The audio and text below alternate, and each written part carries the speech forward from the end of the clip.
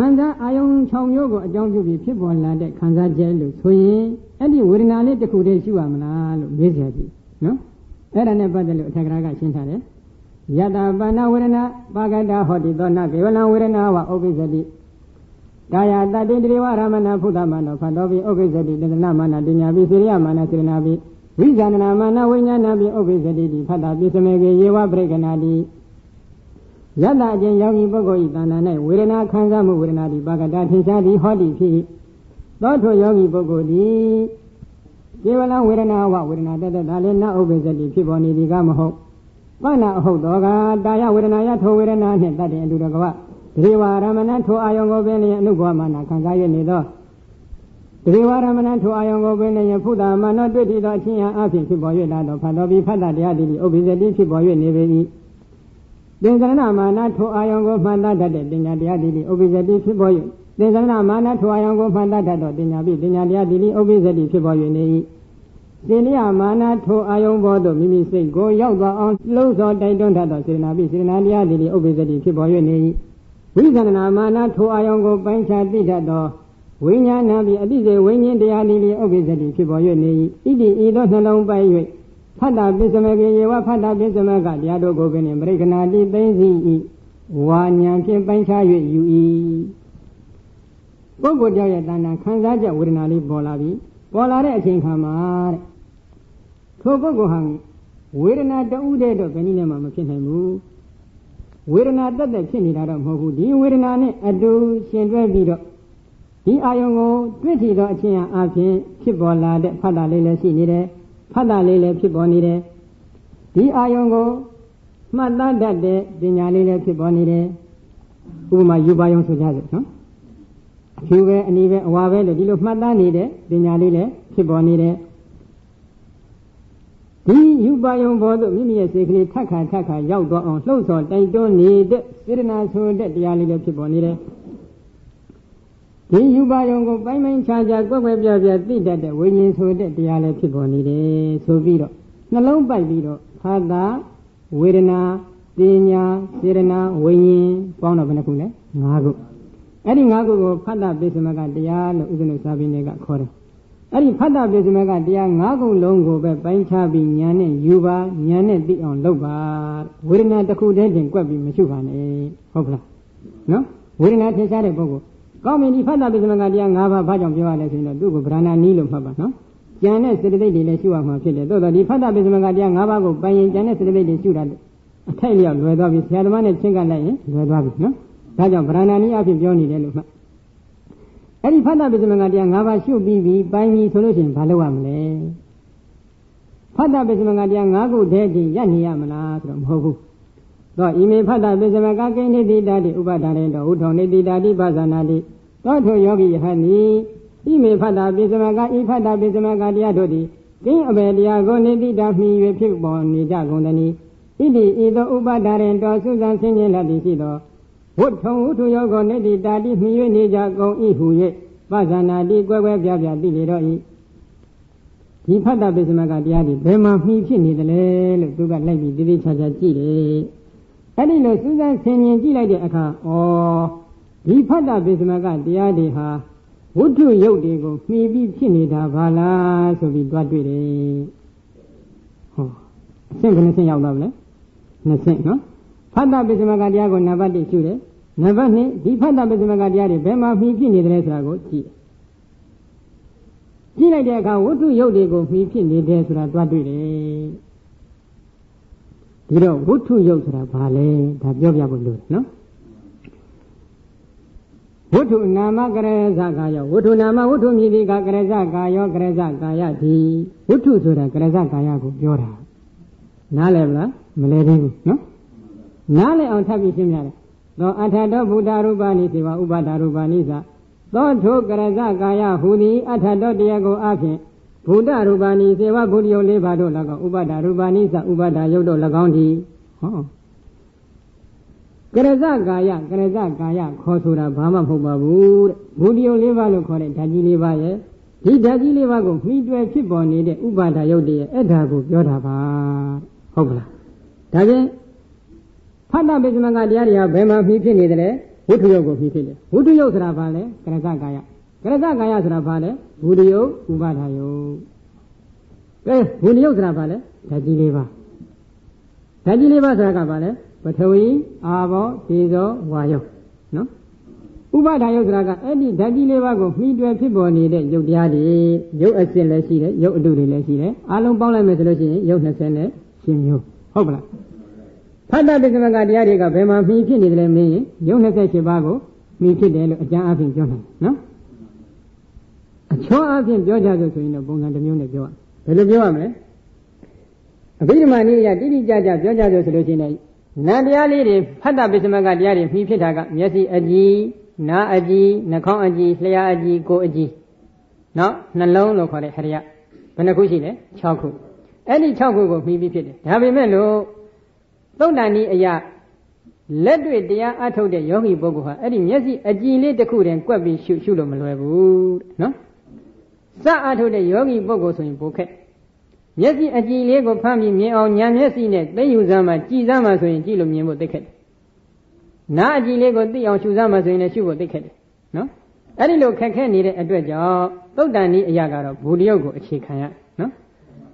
ဒီမျက်စိအကြည်လေးဒီ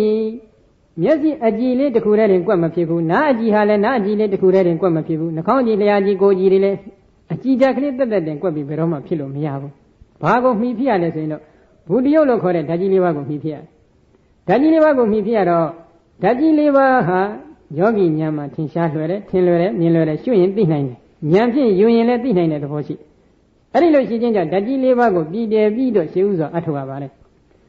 ေမျက်စိမှာရှိတဲ့ဓာတ်ကြီး၄ပါးနားမှာရှိတဲ့ဓာတ်ကြီး၄ပါးနှာခေါင်းရှိတဲ့ဓာတ်ကြီး၄ပါးလျှာမှာရှိတဲ့ဓာတ်ကြီး၄ပါးခန္ဓာကိုယ်တစ်ခုလုံးအနှံပြရှိနေတဲ့ဓာတ်ကြီး၄ပါးနှလုံးအိမ်အတွင်းရှိနေတဲ့ဓာတ်ကြီး၄ပါးဆိုပြီးဌာနအလိုက်ခွဲပြီးဓာတ်ကြီး၄ပါးကိုဟုတ်တိုင်းမှဆိုသိအောင်ရှုရပါအဲ့ဒီလိုရှုလိုက်တဲ့အခါဓာတ်ကြီး၄ပါးကိုဉာဏ်ကထက်လို့ဥပဒရသမာဓိစိုက်သွားပြီဆိုရင်တော့ထိုပုဂ္ဂိုလ်တဏ္ဍာ၌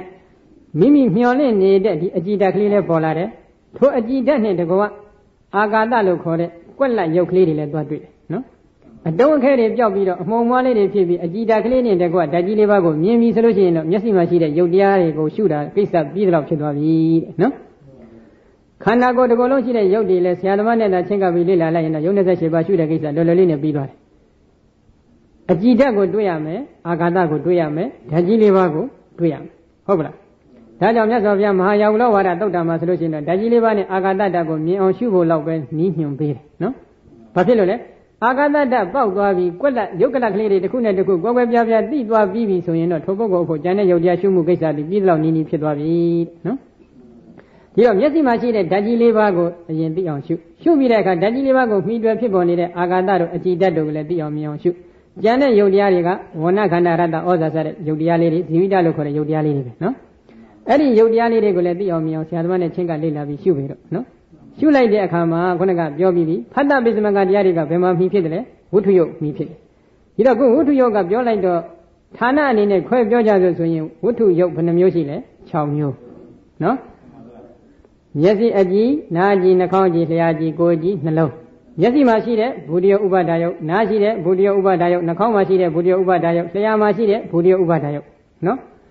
နှလုံးဒီကိုယ်လုံးမှာရှိနေတဲ့ဘူရိယဥပါဒာယုတ်နှလုံးအိမ်မှာရှိနေတဲ့ဘူရိယဥပါဒာယုတ်ဆိုဘူရိယဥပါဒာယုတ်ဘယ်နှမျိုးဖြစ်သွားလဲ6မျိုးနော်အဲ့ဒီ6မျိုးကိုဟုတ်တိုင်းမှဆိုတာသိအောင်ရှုရတယ်ဒါဖြင့်ဒီ6မျိုးကိုမှီဖြစ်တော့မျက်စိမှာလည်းဖတ်တာပစ္စမကတရားမှီဖြစ်တယ်နားမှာလည်းဖတ်တာပစ္စမကတရားမှီဖြစ်တယ်နှာခေါင်းမှာလည်းမှီဖြစ်တယ်လျှာမှာလည်းမှီဖြစ်တယ်ကိုယ်မှာလည်းမှီဖြစ်တယ်နှလုံးအိမ်မှာလည်းမှီဖြစ်တယ်ဟုတ်တယ်မလားမျက်စိမှာရှိတဲ့ဘူရိယဥပါဒာယုတ်တွေကိုလည်းမှီဖြစ်တယ်ဒီလိုဆိုလို့ရတယ်နော်အတိအကျပြောရင်တော့မျက်စိအကြည်ကိုမှီဖြစ်တယ်အကြည်ဓာတ်ကိုမှီဖြစ်တယ်နော်သုတ်တန်ဤအရာခြုံပြောကြဆိုရင်တော့ဘူရိယဥပါဒာယုတ်ကိုမှီဖြစ်တယ်ဘာဖြစ်လို့လဲအကြည်ဓာတ်ကလေးတက်တက်ကွက်ရှုဖို့လည်းခက်တယ်အကြည်ဓာတ်ကလေးတက်တက်ဖြေရိုးထုံးစံလည်းမရှိဘူးရှိတာကဓာတ်ကြီး၄ပါးနဲ့ကျန်တဲ့ဥပါဒာယုတ်တွေနဲ့တွဲပြီးမှဒီအကြည်ဓာတ်ကလေးဖြေရိုးဓမ္မတာရှိတယ်နော်ဒါကြောင့်အကြည်ဓာတ်ကိုဟုတ်တိုင်းမှစွာရှုမယ်ဆိုရင်ဘူရိယဥပါဒာယုတ်ကမရှုရင်မဖြစ်တဲ့အတွက်ခုဒီနေရာမှာသောအထာတောဗုဒ္ဓရူပါနိစေဝဥပါဒရူပါနိသသောထိုကရဇကာယဟုသည်အထာတောတရားကိုအဖြင့်ဗုဒ္ဓရူပါနိစေဝဗုဒ္ဓယုတ်တို့၎င်းဥပါဒရူပါနိသဥပါဒယုတ်တို့၎င်းသည်တရားကိုအဖြင့်ပြောကြဆိုရင်တော့ဗုဒ္ဓယုတ်ဥပါဒယုတ်ကိုပဲဝတ္ထုလို့ခေါ်ဆိုပါတယ်ကရဇကာယလို့ခေါ်ဆိုပါတယ်နော်ဒီတော့ ဖြစ်ရဌာနက6မျိုးပြနေတဲ့အတွက်ဖတ်တာပိစမကတရားကိုလည်းဘယ်နှမျိုးခွဲရမလဲ6မျိုးဌာနလိုက်ရနော်သို့တော့အာယုန်နေနဲ့ခွဲတန်းချပြီးပြောကြဆိုလို့ရှိရင်တော့အစင်းယူပါယုံကိုမြင်တဲ့အခါမျက်စိမှာလည်းဖတ်တာပိစမကတရား5ပါးဖြစ်တယ်နော်ဒီယူပါယုံနဲ့ပတ်သက်ပြီးသဘောကျတယ်သဘောမကျဘူးစသည်ဖြင့်ဘယ်မှာဖြစ်တယ်လဲနှလုံးအိမ်မှာနော်အဲ့ဒီနှလုံးအိမ်မှာသဘောကျတယ်မကျဘူးဆိုတဲ့ခံစားချက်တွေကပေါ်တော့နှလုံးအိမ်မှာဝေဒနာတစ်ခုတည်းဖြစ်သလားဆိုတော့မဟုတ်ဘူးခုနကပြောခဲ့ပြီးပြီဝေဒနာကိုရှုပါဆိုရင်ဝေဒနာရဲ့အပေါင်းပါစေတသိက်တွေစိတ်တွေလည်းအကုန်လုံးပါတယ်ဖတ်တာပိစမကတရား5ပါးလုံးရှုရနော်ဒါပြင်နှလုံးအိမ်အတွင်းမှာလည်းဖတ်တာပိစမကတရား5ပါးမဖြစ်ဘူးလားဖြစ်တယ်ယူပါယုံကိုအကြောင်းပြုပြီနော်ဒါကြောင့်အစင်းယူပါယုံကိုမြင်တဲ့အခါမျက်စိမှာဖတ်တာပိစမကတရား5ပါးနှလုံးမှာဖတ်တာပိစမကတရား5ပါးအတန်ကြားတဲ့အခါလည်းထိုနည်း၎င်းပဲနားမှာဖတ်တာပိစမကတရား5ပါးနှလုံးမှာဖတ်တာပိစမကတရား5ပါးဆိုပြီးဖြစ်တယ်ဉာဏ်နဲ့ဌာနတွေလည်းအဲ့တိုင်းသိနော်အဲ့ဒီလိုဖြစ်သွားတဲ့အခါမှာရှေ့ဆက်ဘာလုပ်ရမလဲအဲ့ဒါလေးပြောတယ်ဝတ္ထုရူပံဖတ်တာပိစမကနာမဝတ္ထုယုတ်တိကရူပံယုတ်တရားတိဖတ်တာပိစမကဖတ်တာပိစမကတရားတို့တိကနာမနံတရားတိဝတ္ထုလို့ခေါ်တဲ့ဘုရိယဥပါဒာယုတ်တွေကယုတ်တရားဖတ်တာပိစမကတရားတွေကနံတရား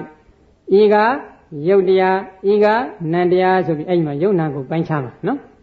ယုတ်နာပိုင်းခြားတဲ့နာမရူပပရိစ္ဆေဒဉာဏ်ကိုဒီမှာထပ်ပြီးအသုံးပြုခိုင်းတယ်နော်အဲ့ဒီလိုယုတ်နာပိုင်းခြားပြီးတဲ့အခါကျတော့ဘာလုပ်ရမလဲတော့ဤမေယုတ်နာပိုင်းခြားလိုက်တဲ့အခါမှာခန္ဓာဖွဲ့လိုက်မယ်ဆိုလို့ရှိရင်တော့မျက်စိမှာရှိနေတဲ့ဘုရိယဥပါဒာယုတ်ကယူဘက်ခန္ဓာဖတ်တာပိစမကတရားတွေထဲမှာဝေဒနာကဝေဒနာခန္ဓာတင်ညာကတင်ညာခန္ဓာဖတ်တာနဲ့စေရနာကသင်္ခါရခန္ဓာစက္ကုဝိညာဉ်စိတ်ကဝိညာဉ်နဲ့ခန္ဓာပေါင်းလိုက်တော့မျက်လုံးမှာခန္ဓာ5ပါးအလားတူပဲနှလုံးမှာလည်းခန္ဓာ5ပါးလို့မှတ်နော်ယူပါယုံကိုမြင်တဲ့အခါမျက်စိမှာခန္ဓာ5ပါးနှလုံးမှာခန္ဓာ5ပါးအလားတူပဲအတန်ကြားတဲ့အခါနားမှာခန္ဓာ5ပါးနှလုံးမှာခန္ဓာ5ပါးအရသာအနတ်နံတဲ့အခါနှာခေါင်းမှာခန္ဓာ5ပါးနှလုံးမှာခန္ဓာ5ပါးအရသာသိတဲ့အခါလျှာမှာခန္ဓာ5ပါးနှလုံးမှာခန္ဓာ5ပါးအတွေ့အထိကိုသိတဲ့အခါကိုယ်မှာခန္ဓာ5ပါးနှလုံးအိမ်မှာခန္ဓာ5ပါးဓမ္မသဘောလို့ခေါ်တဲ့ဓမ္မယုံတွေကိုသိနေတဲ့အချိန်ခါနှလုံးအိမ်မှာခန္ဓာ5ပါးလို့ဖြစ်တယ်လို့မှတ်နော်ခန္ဓာ5ပါးသိပြီးပြီယုံနာလည်းကွဲပြီးဘာလုပ်ရမလဲသောဣမေပိစ္ဆခန္ဓာဣမေပိစ္ဆခန္ဓာဤခန္ဓာ5ပါးတို့ဒီကိဏအဘယ်ကြောင့်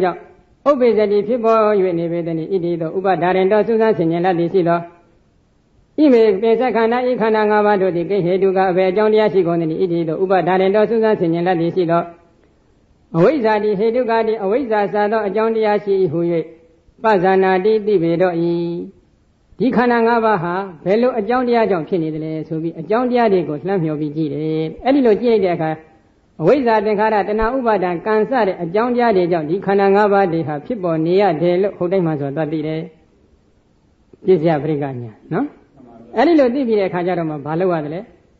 အကြောင်းနဲ့အကျိုးသာရှိတယ်အကြောင်းနဲ့အကျိုးကလွဲရငါသူတစ်ပါးယောက်ျားမိန်းမပုဂ္ဂိုလ်တ attva ဆိုတာမရှိဘူးလူနာမြမဆိုတာမရှိဘူးသားဆိုတာမရှိဘူးသမီးဆိုတာမရှိဘူးမြေးဆိုတာမရှိဘူးရွှေငွေဆိုတာမရှိဘူးအသက်ကောင်လိပ်ကောင်ဝိညာဉ်ကောင်အတ္တကောင်ဆိုတာလည်းမရှိဘူးရှိတာကအကြောင်းတရားနဲ့အကျိုးတရားပဲရှိတယ်လို့ဒီလိုဆုံးဖြတ်ချက်ခိုင်မြဲပါစီနော်အဲ့ဒီလိုခိုင်မြဲအောင်ရှုပေါ်သုံးသပ်ပြီးတဲ့အခါဘာဆက်လုပ်ရမလဲသောထိုယောဂီဟန်ဒီအနိစ္စ ानु ပတိအနိစ္စသဘောအနိစ္စသဘောအဖြစ်အဖန်လည်းလည်းရှုလျက်ရှိသည်ဖြစ်ဝိဟာရတိနေ၏ဝိရာဂ ानु ပတိဝိရာဂသဘောအဖြစ်အဖန်လည်းလည်းရှုလျက်ရှိသည်ဖြစ်ဝိဟာရတိနေ၏နိရောဓ ानु ပတိနိရောဓသဘောအဖြစ်အဖန်လည်းလည်းရှုလျက်ရှိသည်ဖြစ်ဝိဟာရတိနေ၏ပฏิနေတက ानु ပတိပฏิနေတကသဘောအဖြစ်အဖန်လည်းလည်းရှုလျက်ရှိသည်ဖြစ်ဝိဟာရတိနေလေ၏ဝိပဿနာပိုင်းရောက်လာတယ်နော်အဲ့ဒီခန္ဓာ၅ပါးဝေဒနာဥဆောင်နေတဲ့ခန္ဓာ၅ပါးကိုတဲ့နော်ဝေဒနာကစပြီးနန္တရားသိသိလို့နော်ဝေဒနာဥဆောင်နေတဲ့ဒီခန္ဓာ၅ပါးကိုအနိစ္စလို့ရှုနေတယ်ဝိရာဂလို့ရှုနေတယ်နိရောဓလို့ရှုနေတယ်ပฏิနိဒေကလို့ရှုနေတယ်အဲ့ဒီလိုအဖမှန်ထက်တာရှုပွားပြီးနေပါဒီတော့အနိစ္စဆိုတာဘာလဲဒါလေးနည်းနည်းဘုဒ္ဓတာထပ်ရှင်းအောင်အနိစ္စံတိပင်စခန္ဓာအနိစ္စဝေဒိတဗာအနိစ္စနုပတနာဝေဒိတဗာအနိစ္စနုပတိဝေဒိတဗာဟောဒီမှာ၃ချက်လာတယ်အနိစ္စကိုသိရမယ်အနိစ္စနုပတနာကိုသိရမယ်အနိစ္စနုပတိဆိုတာကိုသိရမယ်ဘယ်လိုသိရမလဲအနိစ္စံတိပင်စခန္ဓာတေဟိဥပ္ပဒဝယထေနအနိစ္စအနိစ္စံတိအနိစ္စဟုသည်ကပင်စခန္ဓာခန္ဓာ၅ပါးတို့သည် Teto hima teto khana nga ba do di Upada waya thena phichin pyachin ane thabo jaw anissa mi gon yi. Anissaဆိုတာဘာကိုပြောတာလဲခန္ဓာ၅ပါးဟုတ်မလားနော်ခွဲရန်အရာသိပါစေတော့ဟုတ်လား6ဌာနနော်အဲ့ဒီခန္ဓာ၅ပါးကိုဘာကြောင့်အနိစ္စလို့ပြောရလဲဥပ္ပါဒဝယထေနဖြစ်ချင်းပြည့်ချင်းအ내သဘောရှိနေတဲ့အတွက်ကြောင့်အနိစ္စနော်ကဲရှေ့ဆက်အောင်အနိစ္စ ानु ပါဒနာတိတေနညာနေနအနိစ္စ ानु ပါဒနာတိပိဿနာခန္ဓာနံခယဝယတောတတနာညာနာအနိစ္စ ानु ပါဒနာတိအနိစ္စ ानु ပါဒနာဟူသည်ကပိဿခန္ဓာနံခန္ဓာ၅ပါးတို့ကိုခယတောဝယတောကုန်ခန်းတတ်သောသဘောအဖြစ်ဝယတောပစ္စည်းတတ်သောသဘောအဖြစ်ဓတနာရှုမြင်၍နေသောဉာဏ်ဉာဏ်တိအနိစ္စ ानु ပါဒနာဆိုတာအဲ့ဒီခန္ဓာ၅ပါးတို့ကိုကုန်ပြောက်တတ်တဲ့သဘောပျက်စီးတတ်တဲ့သဘောအဖြစ်ရှုနေတဲ့ဉာဏ်ကိုခေါ်ပါလေနော်အနိစ္စ ानु ပါတိဒီအနိစ္စ ानु ပါတိဟူသည်ကတေနဉာဏေနာထိုဉာဏ်နှင့်တမနာကတော့ပြည့်စုံသောပုဂ္ဂလောပုဂ္ဂိုလ်သည်အနိစ္စ ानु ပါတိဆိုတာကတော့ခန္ဓာ၅ပါးတို့ကိုကုန်တတ်တဲ့သဘောပြတ်တတ်တဲ့သဘောအဖြစ်ရှုနေတဲ့ဉာဏ်နဲ့ပြည့်စုံတဲ့ပုဂ္ဂိုလ်မျိုးကိုခေါ်ပါတယ်ဒါ၃ခုနော်ဒီတော့အနိစ္စဆိုတာကခန္ဓာ၅ပါးအနိစ္စ ानु ပါဒနာဆိုတာကဒီခန္ဓာ၅ပါးကိုကုန်တတ်ပြတ်တတ်သောအဖြစ်ရှုပွားတတ်တဲ့ဉာဏ်အနိစ္စ ानु ပါတိဆိုတာကဒီခန္ဓာ၅ပါးကိုကုန်တတ်ပြတ်တတ်တဲ့သဘောအဖြစ်သိနေတဲ့ဉာဏ်နဲ့ပြည့်စုံတဲ့ပုဂ္ဂိုလ်နော်အဲ့ဒီလိုပုဂ္ဂိုလ်ကိုဘာခေါ်လဲအနိစ္စ ानु ပါတိလို့ခေါ်တယ်ဒါကြောင့်အနိစ္စ ानु ပါတိအနိစ္စသဘောအဖြစ်အဖန်လည်းလည်းရှုလေရှိသည်ဖြစ်ဝိဟရတိနေအဲ့ဒီဉာဏ်အမြင်နဲ့ပြည့်စုံအောင်ကြိုးစားနေတယ်နော်ခန္ဓာ၅ပါးတို့ကိုသိတယ်ခန္ဓာ၅ပါးတို့ရဲ့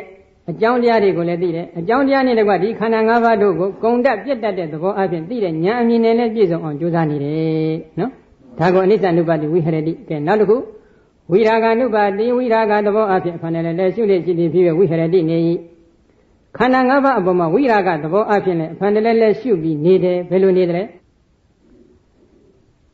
ဝိရာဂ2မျိုးရှိတယ်ခယဝိရာဂအစ္ဆန္ဒဝိရာဂခယဝိရာဂဆိုတာကဘာလဲသင်္ခါရဏခယဝယတောအနုပဒနာသင်္ခါရတရားတွေကိုခန္ဓာ၅ပါးယုံနာတရားတွေကိုခယကုန်ခန်းတတ်တဲ့သဘောဝယပျက်စီးတတ်တဲ့သဘောအပြင်ရှုပွားနေတဲ့ဝိပဿနာဉာဏ်ကိုခယဝိရာဂလို့ခေါ်တယ်နော်အစ္ဆန္ဒဝိရာဂဆိုတာကတော့အစ္ဆန္ဒဝိရာဂနိဗ္ဗာန်ဝိရာဂတောဒတနာမေဃဉာဏံအစ္ဆန္ဒဝိရာဂရာဂစင်စစ်ကုန်ရာဖြစ်တဲ့နိဗ္ဗာန်ကိုဝိရာဂသဘောနေအဖြစ်မြင်တတ်တဲ့မဲ့ဉာဏ်ကိုခေါ်တယ်ဒါဖြင့်ခယဝိရာဂကဝိပဿနာဉာဏ်အစ္ဆန္ဒဝိရာဂကမဲ့ဉာဏ်အဲ့ဒီဝိပဿနာဉာဏ်မဲ့ဉာဏ်ဒီ2မျိုးကိုခယဝိရာဂအစ္ဆန္ဒဝိရာဂလို့ခေါ်တယ်အဲ့ဒီဝိရာဂ2မျိုးနဲ့လည်းပြည့်စုံအောင်ရှုပွားသုံးသပ်ပြီးနေတာကိုဝိရာဂ ानु ပါတိလို့ဒီလိုခေါ်ပါတယ်နော်ဒီတော့ဝိပဿနာဉာဏ်နဲ့လည်းပြည့်စုံရမယ်မဲ့ဉာဏ်နဲ့လည်းပြည့်စုံရမယ်ပြည့်စုံအောင်ရှုပွားသုံးသပ်ပြီးနေပါလို့ဆိုလိုတယ်ဒီတော့မဲ့ဉာဏ်မရသေးဘူးဆိုရင်ဘယ်လိုရှုမလဲလို့မေးစရာရှိတယ်ဝိပဿနာဉာဏ်ကိုရှုဖို့ဟုတ်တယ်မလားဘယ်လိုရှုရမလဲခန္ဓာ၅ပါးတို့ရဲ့ခရကုန်ခန်းတတ်တဲ့သဘောဝယပျက်စီးတတ်တဲ့သဘောကိုထပ်ခါရှုပွားနေပါ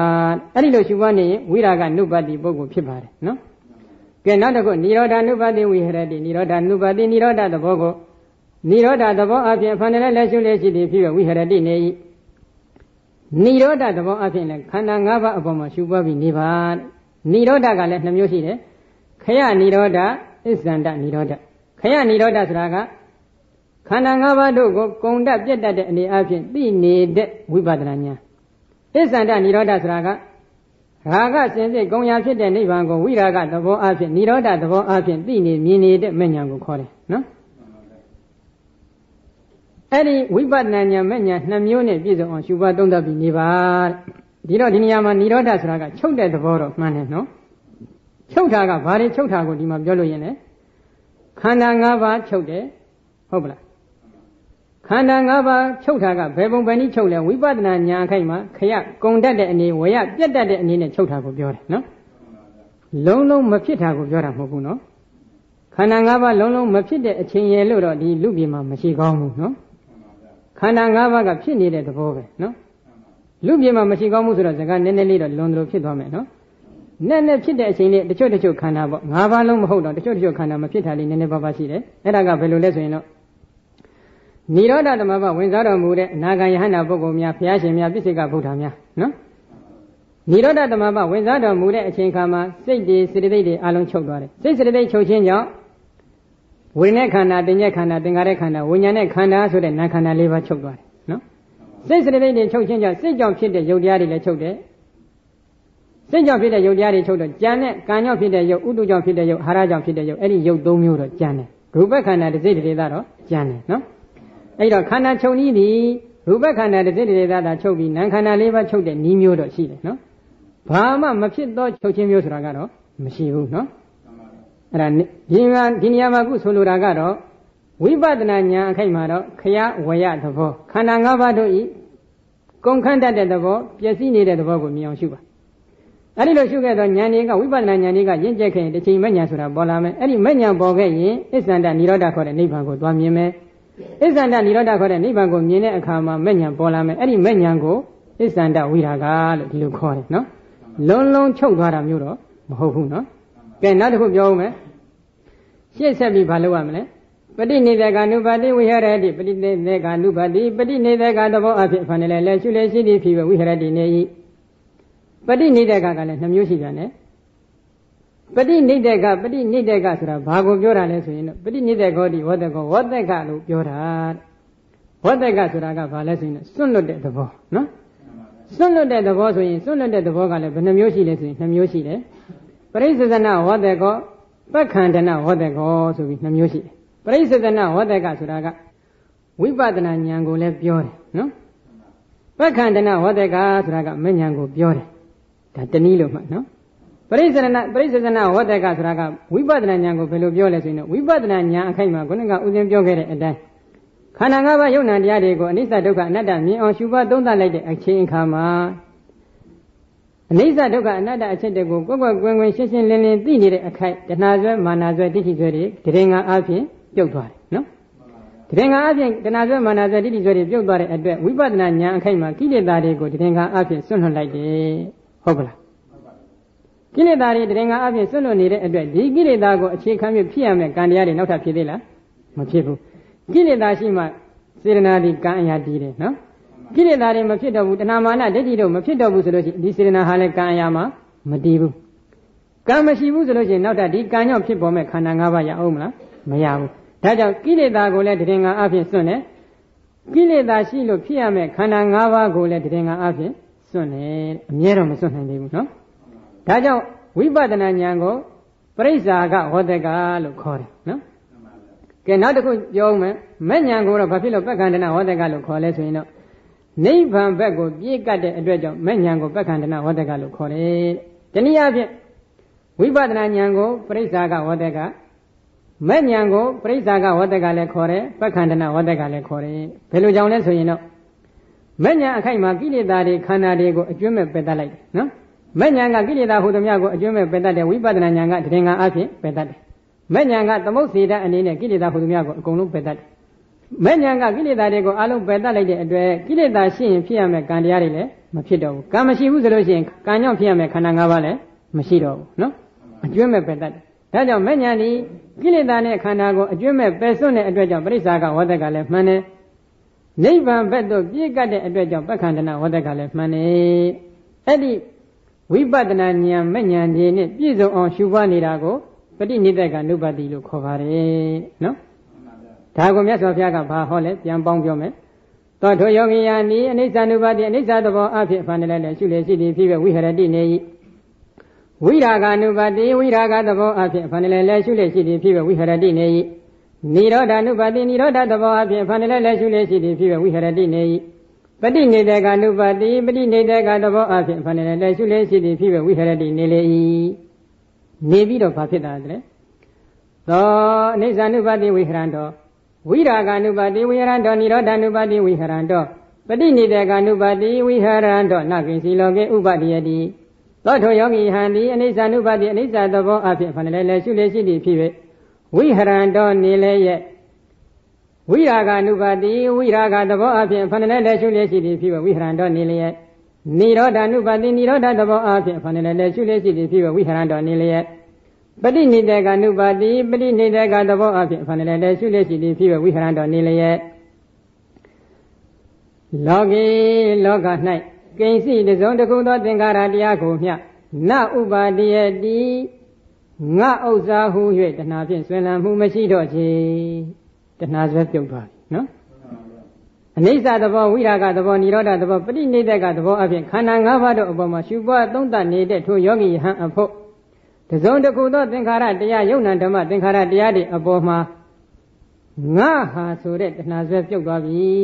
တဏှာကုန်သွားပြီနော်တဏှာကုန်ပြီဆိုလို့ချင်းဒိဋ္ဌိတော့မပြုတ်ဘူးလားလို့မေးစရာရှိတယ်ပြောစရာမလိုတော့ဘူးတဲ့အထက်ကကအတိကာကရှင်းပြထားပါတယ်နော်တဏှာဆွဲပြုတ်သွားပြီဆိုလို့ချင်းတော့ဒိဋ္ဌိဆွဲမာနဆွဲတွေပြုတ်သွားတာပြောပွင့်ရတော့မလိုတော့ဘူးဘာဖြစ်လဲတဏှာကုန်ရင်တဏှာနောက်မှာရှိနေတဲ့ကိလေသာဟူသမျှအလုံးကုန်သွားတယ်နော်ငါဥစ္စာဆိုတဲ့အစွဲလန်းကြီးပြုတ်သွားပြီပြုတ်သွားခဲ့တော့ဘာဖြစ်မလဲအနုပါတိယနာပရိတတတိအပရိတတံပစ္စာတင်ညေဝပရိနိဗ္ဗာယတိအနုပါတိယငါဥစ္စာဟူ၍မစွဲလန်းခဲ့သည်ရှိသောနပရိတတတိတမဲ့မှုမရှိတော့ချေအပရိတတမတမဲ့ခဲ့သည်ရှိသောပစ္စာတင်ညေဝကိုယ်တိုင်သာလျင်ပရိနိဗ္ဗာယတိကိလေသာဟူအပုခသိမ့်တို့မှငြိမ်းအေးရပေတော့၏ငါဟာဆိုတဲ့အစွဲလန်းပြုတ်သွားပြီဆိုလို့ရှိရင်တော့တတ်မဲ့မှုတွေလုံးဝကင်းသွားပြီတတ်မဲ့မှုလုံးဝမရှိတဲ့ပုဂ္ဂိုလ်အဖို့ကိလေသာပြိဋိဘံဝင်ဆံရုပ်သိမ်းချုပ်ငြိမ်းရလေပြီပြိဋိဘံ2မျိုးရှိတယ်နော်ကိလေသာပြိဋိဘံခန္ဓာပြိဋိဘံဆိုပြီး2မျိုးရှိတယ်ခန္ဓာ5ပါးချုပ်ငြိမ်းမှုကတော့နောက်ဆုံးဦးဇင်းတို့ပြိဋိဘံပြုတဲ့အခါမှာဖြစ်လိမ့်မယ်နော်ခုအရဟတမေရောက်သွားတဲ့အချိန်ခါလေးမှာတော့ဘာဖြစ်မလဲကိလေသာပြိဋိဘံကိလေသာဟူသမျှအလုံးငြိမ်းသွားပြီနော်တဏှာကုန်ရင်ကိလေသာအလုံးလည်းကုန်တော့တယ်ခေါင်းဆောင်ကြီးပြုတ်သွားပြီနော်တရားကတော့အဲ့ဒါမြတ်စွာဘုရားဒီနေရာမှာရှေ့ဆက်ပြီးတော့ဘာလေးနည်းနည်းဟောလိုက်တယ်လဲဆိုတော့ပစ္စဝခဏဉာဏ်လေးနည်းနည်းဆက်ဟောတယ်နော်ခိနာဇာတိဝတိတဗျမစရိယကတံကရဏီယနာပရံအိဋ္ဌတာယတိပဇာနာတိဇာတိပဋိသန္ဓေဒီနေရာချင်းဒီခိနာကုံဆုံးပြပြုံးလေပြီဗျမစရိယသာသနာတော်နဲ့ကျင့်တဲ့ကျင့်တိုက်တဲ့မြတ်သောအကျင့်ကိုဝတ္တိတံကျင့်သုံး၍ပြီလေပြီကရဏီယသာသနာတော်၌ပြုတင်ပြုတိုက်သောမဂ္ဂိစ္စကိုကတံပြုလုပ်၍ပြီးပေပြီဣဒ္ဓတာယဤမဂ္ဂိစ္စအလုံးကအပရံတဘာသောပြုဝဲကိစ္စတိနမရှိတော့ပြီဣတိဤသို့ပဇာနာတိကွဲကွဲပြားပြားတိလေတော့ဤဒီတိနိကတော့ဒါပစ္စဝခဏညာခေါ်တယ်နော်အရဟတမေရောက်ပြီးအရဟတဖို့ဆိုင်အရဟတမေအခိုက်မှာတဏှာဥဆောင်နေတဲ့ကိလေသာအလုံးငြိမ့်သွားတယ်ကိလေသာပြိဋိဘံဝင်ဆံသွားပြီကိလေသာပြိဋိဘံဝင်ဆံသွားတဲ့ပုဂ္ဂိုလ်ရဲ့တန်တန်၌ငါတန်တန်မှာပဋိသန္ဓေဒီနေရာချင်းဇာတိတရားကုံဆုံးသွားပြီငါဒီသာသနာတော်နဲ့ကျင့်နေကျင့်တိုက်တဲ့သာသနာဗြဟ္မစရိယမေဃဗြဟ္မစရိယလို့ခေါ်ဆိုအပ်တဲ့မြတ်သောအကျင့်တွေကိုကျင့်သုံးရပြီးပြီသာသနာတော်နဲ့ပြုတင်ပြုတိုက်တဲ့မဂ္ဂိစ္စတွေကိုငါလည်းပြုလုပ်ရပြီးပြီဒီမဂ္ဂိစ္စမဲ့ဉာဏ်ရရှိရေးအတွက်နောက်တဖန်ပြုဝယ်ကိစ္စငါမှမရှိတော့ပြီလို့ဒီလိုအတိညာမျိုးပေါ်လာပါတယ်ဒါပစ္စဝခဏဉာဏ်ပဲနော်ခုနကခါစောစောဥစဉ်ရောက်စားတုန်းကတိပိဋကတရဓမ္မဘာသာဂါရိကဖြစ်တော်မူသောမင်းကွန်းစတော်ဘုရားကြီးရဲ့တရားဟောထားတယ်နော်တရားကိုဖွင့်နေတာဥစဉ်ကြားလိုက်တယ်မြတ်စွာဘုရားဟောတဲ့တရားဟာအရဟတဖို့ရောက်သွားပြီဆိုရင်တော့ဘာဖြစ်တယ်လဲတရားဆုံးသွားတာပဲနော်ဆုံးသွားတဲ့အတွက်မြတ်စွာဘုရားဏိကုံးကျုံအမိန့်ရှိလိုက်တယ်ဣဒဝတခောဒေဝနာမိန်တာဘေကုတံခိတ်တေနတနာသင်္ခယဝိမုတ္တဟောတိဣဇန္တာနေတောဣဇန္တာယောဂခေမိဣဇန္တာဗြဟ္မာစာရိဣဇန္တာပရိယောတန္တတေထောဒေဝမနုဿာနန္တိဒေဝနာမိန်တာနတ်တော်ကိုဆိုရပြီတော့တကားတော်တရားဣဒဝတဤမြတ်လောက်သောအကျင့်ဖြင့်ဘေကုယဟန်တိသံခိတ်တေနအကျင့်အဖြင့်တဏှာသင်္ခယဝိမုတ္တတဏှာဤဂုံရာဖြစ်သောအရဟတဖို့ကိုတဏှာဤဂုံရာဖြစ်သောနိဗ္ဗာန်ကိုအာယုံပြု၍ကိလေသာတို့မှလွတ်မြောက်သောစိတ်ရှိသူသည်ဣဇန္တာနေထောစင်စေပြည့်စုံခြင်းရှိသူသည်ဣဇန္တာယောဂေခေမိစင်စေယောဂ၄ပါးတို့မှဂုံရာနိဗ္ဗာန်ရှိသူသည်ဣဇန္တာဗြဟ္မစာရိမြတ်သောစင်စစ်မြတ်သောအကျင့်ရှိသူသည်ဣဇန္တာပရိယောဒါနစင်စေပြည့်စုံခြင်းရှိသူသည်ဒေဝမနုဿာနနတ်လူတို့ထက်သေထောမြတ်သောသူသည်ဟောတိဖြစ်ပေ၏ဣတိဤသို့ဩဇမိန်ကြတော်မူလိုက်ပါပေတည်း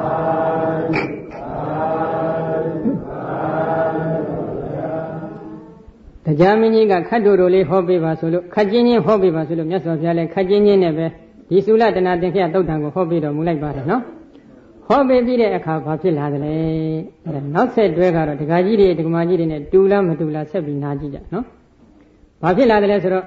အထာဂောတကောဒေဝနာမိန်တော်ဘဂဝတောပတိတာပိနန္တိတောအနုမောဒိတဝါဘဂဝန္တံအပိဝါတိတဝါပရခိဏံကတ္တဝတထေဝန္တရဓာယိအထာဂောထိုခါ၌ဒေဝနာမိန်တော်နတ်တော်ကိုဆိုရပေသောတကောတံဂျာမင်းသည် ဘဂဝတောမြတ်စွာဘုရားဤပါဠိတံဟောကြားပြတာဆိုဆုံးမှတော်မူသောတရားဒေသနာတော်မြတ်ကိုအဘိနန္ဒိတဝအလွန်နှစ်သက်၍အနုမောဒိတဝဝမ်းမြောက်နုမောတာတုခေါ်ဆိုပြီး၍ဘဂဝန္တံမြတ်စွာဘုရားကိုအဘိဝါဒိတောအလွန်ယုံသေးစွာရှိခိုးပြီး၍ပရခိနာကတဝမြတ်စွာဘုရားဟောတော်မူတဲ့တရားအလွန်နှစ်သက်ဝမ်းမြောက်တာတုခေါ်တယ်ခေါ်ဆိုပြီးတဲ့အခါမြတ်စွာဘုရားယုံသေးစွာရှိခိုးပြီး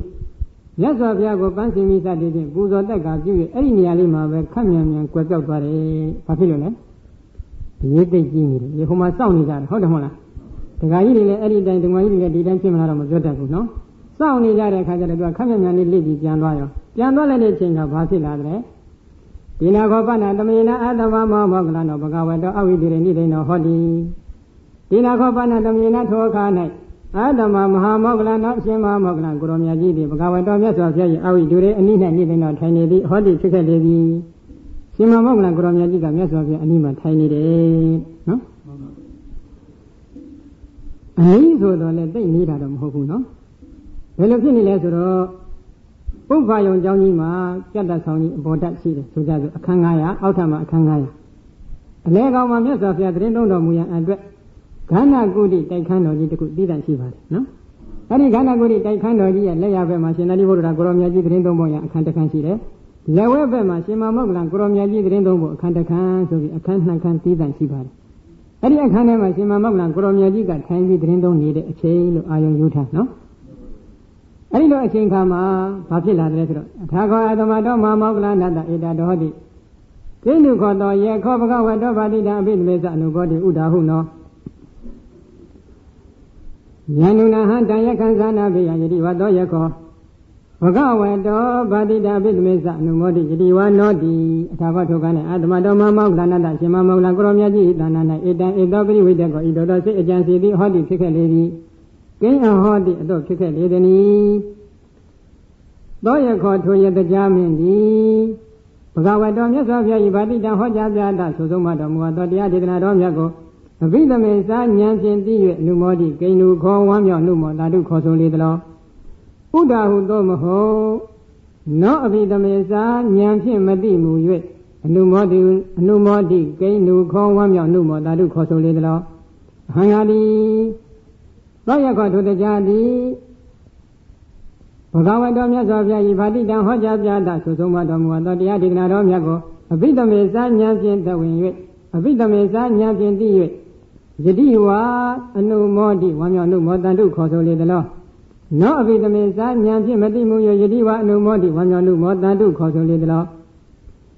ဣတိဤသို့တန်ယခံထိုတရားမင်းကိုဇာနာပေယတိစေရပါမူကယန္နုနကောင်းလေစွာဣတိဧသောပရိဝိတေကောဤသို့သောစိတ်အကြံစီသည်ဟောတိဖြစ်ခဲ့လေသည်ရှင်မမောက္ကလကိုရောမြတ်ကြီးစဉ်းစားတယ်ဒီတရားဓာတုတော်ခေါ်တော်ပြီအနုမောဒနာလည်းပြုသွားပြီနော်မြတ်စွာဘုရားဟောတဲ့တရားအပေါ်မှာဉာဏ်ဖြင့်သက်ဝင်သိပြီးတော့မှဓာတုခေါ်တာဟုတ်ရဲ့လားဉာဏ်ဖြင့်မသိဘဲနဲ့ဉာဏ်ဓာတုခေါ်လေသလားဉာဏ်ဖြင့်သိပြီးဓာတုခေါ်တယ်ဉာဏ်ဖြင့်မသိဘဲနဲ့ဓာတုခေါ်တယ်ဆိုတာသိရအောင်ဒီတရားမင်းကိုငါတော့ဝန်ခံခိုင်းရရင်တော့ကောင်းမှာပဲဆိုတဲ့စိတ်အကြံပေါ်လာတယ်နော်ဒီဒကာကြီးတွေလည်းခုနကဓာတုခေါ်ပြီးပြီနော်ဘယ်လိုခေါ်ကြတယ်ကိုယ့်ကိုစဉ်းစားကြဟုတ်တယ်မလားဘာဖြစ်လို့ရှင်မမောက္ကလကိုရောမြတ်ကြီးကဒီလိုစဉ်းစားရတယ်လဲဆိုတော့အကြောင်းရှိတယ်နော်ဒီနေရာမှာမြတ်စွာဘုရားဟောတဲ့တရားကိုရှင်မမောက္ကလကိုရောမြတ်ကြီးကမကြားဘူးတရားမင်းသာဓုခေါ်တဲ့အတန်အဲ့ဒါကိုပဲကြားတယ်အနုမောဒနာပြုတဲ့အတန်နော်အနုမောဒနာပြုတာကတော့ဧဝမေတံဘဂဝါဧဝမေတံဒုက္ကတမြတ်စွာဘုရားဟောတော်မူတဲ့အတိုင်းမှန်ပါတယ်ကောင်းသောနိဗ္ဗာန်သို့ကြွားသွားတော်မူတတ်သောမြတ်စွာဘုရားဟောတော်မူတဲ့အတိုင်းမှန်ပါတယ်ဆိုပြီးဒီလိုကောင်းခြင်းလို့မှဓာတုခေါ်သွားတယ်အဲ့ဒီအတန်ကိုတော့ရှင်မမောက္ကလကိုရောမြတ်ကြီးကကြားတယ်ဘာဖြစ်လို့လဲဆိုတော့တရားမင်းကဓာတုခေါ်တဲ့အခါမှာအကျေကြီးခေါ်တယ်နော်ဘုန်းကဒကာကြီးတွေဓမ္မကြီးတွေခေါ်တာတော့သိကျဲဖို့မပေါ်ဘူးဟုတ်တယ်မလားတရားမင်းကအကျေကြီးခေါ်လိုက်တော့ဟိုအခန်းထဲနေတဲ့ရှင်မမောက္ကလကိုရောမြတ်ကြီးတောင်သွားကြားတယ်မြတ်စွာဘုရားဟောတဲ့တရားကတော့မကြားဘူးဘာဖြစ်လို့မကြားတယ်လဲဆိုတော့အကြောင်းနှစ်ချက်ကြားထားတယ်အဲ့ဒီအကြောင်းနှစ်ချက်ထဲမှာပထမအချက်ကတော့ဘာလဲဆိုရင်အရေးကြီးတဲ့အချက်ပါပဲနော်နောက်အကြောင်းကတော့သိလို့ရမဟုတ်ဘူးပထမချက်ကတော့ဘာလဲဆိုရင်တော့မြတ်စွာဘုရားတို့မြည်တရားဟောတော်မူတဲ့အခါမှာ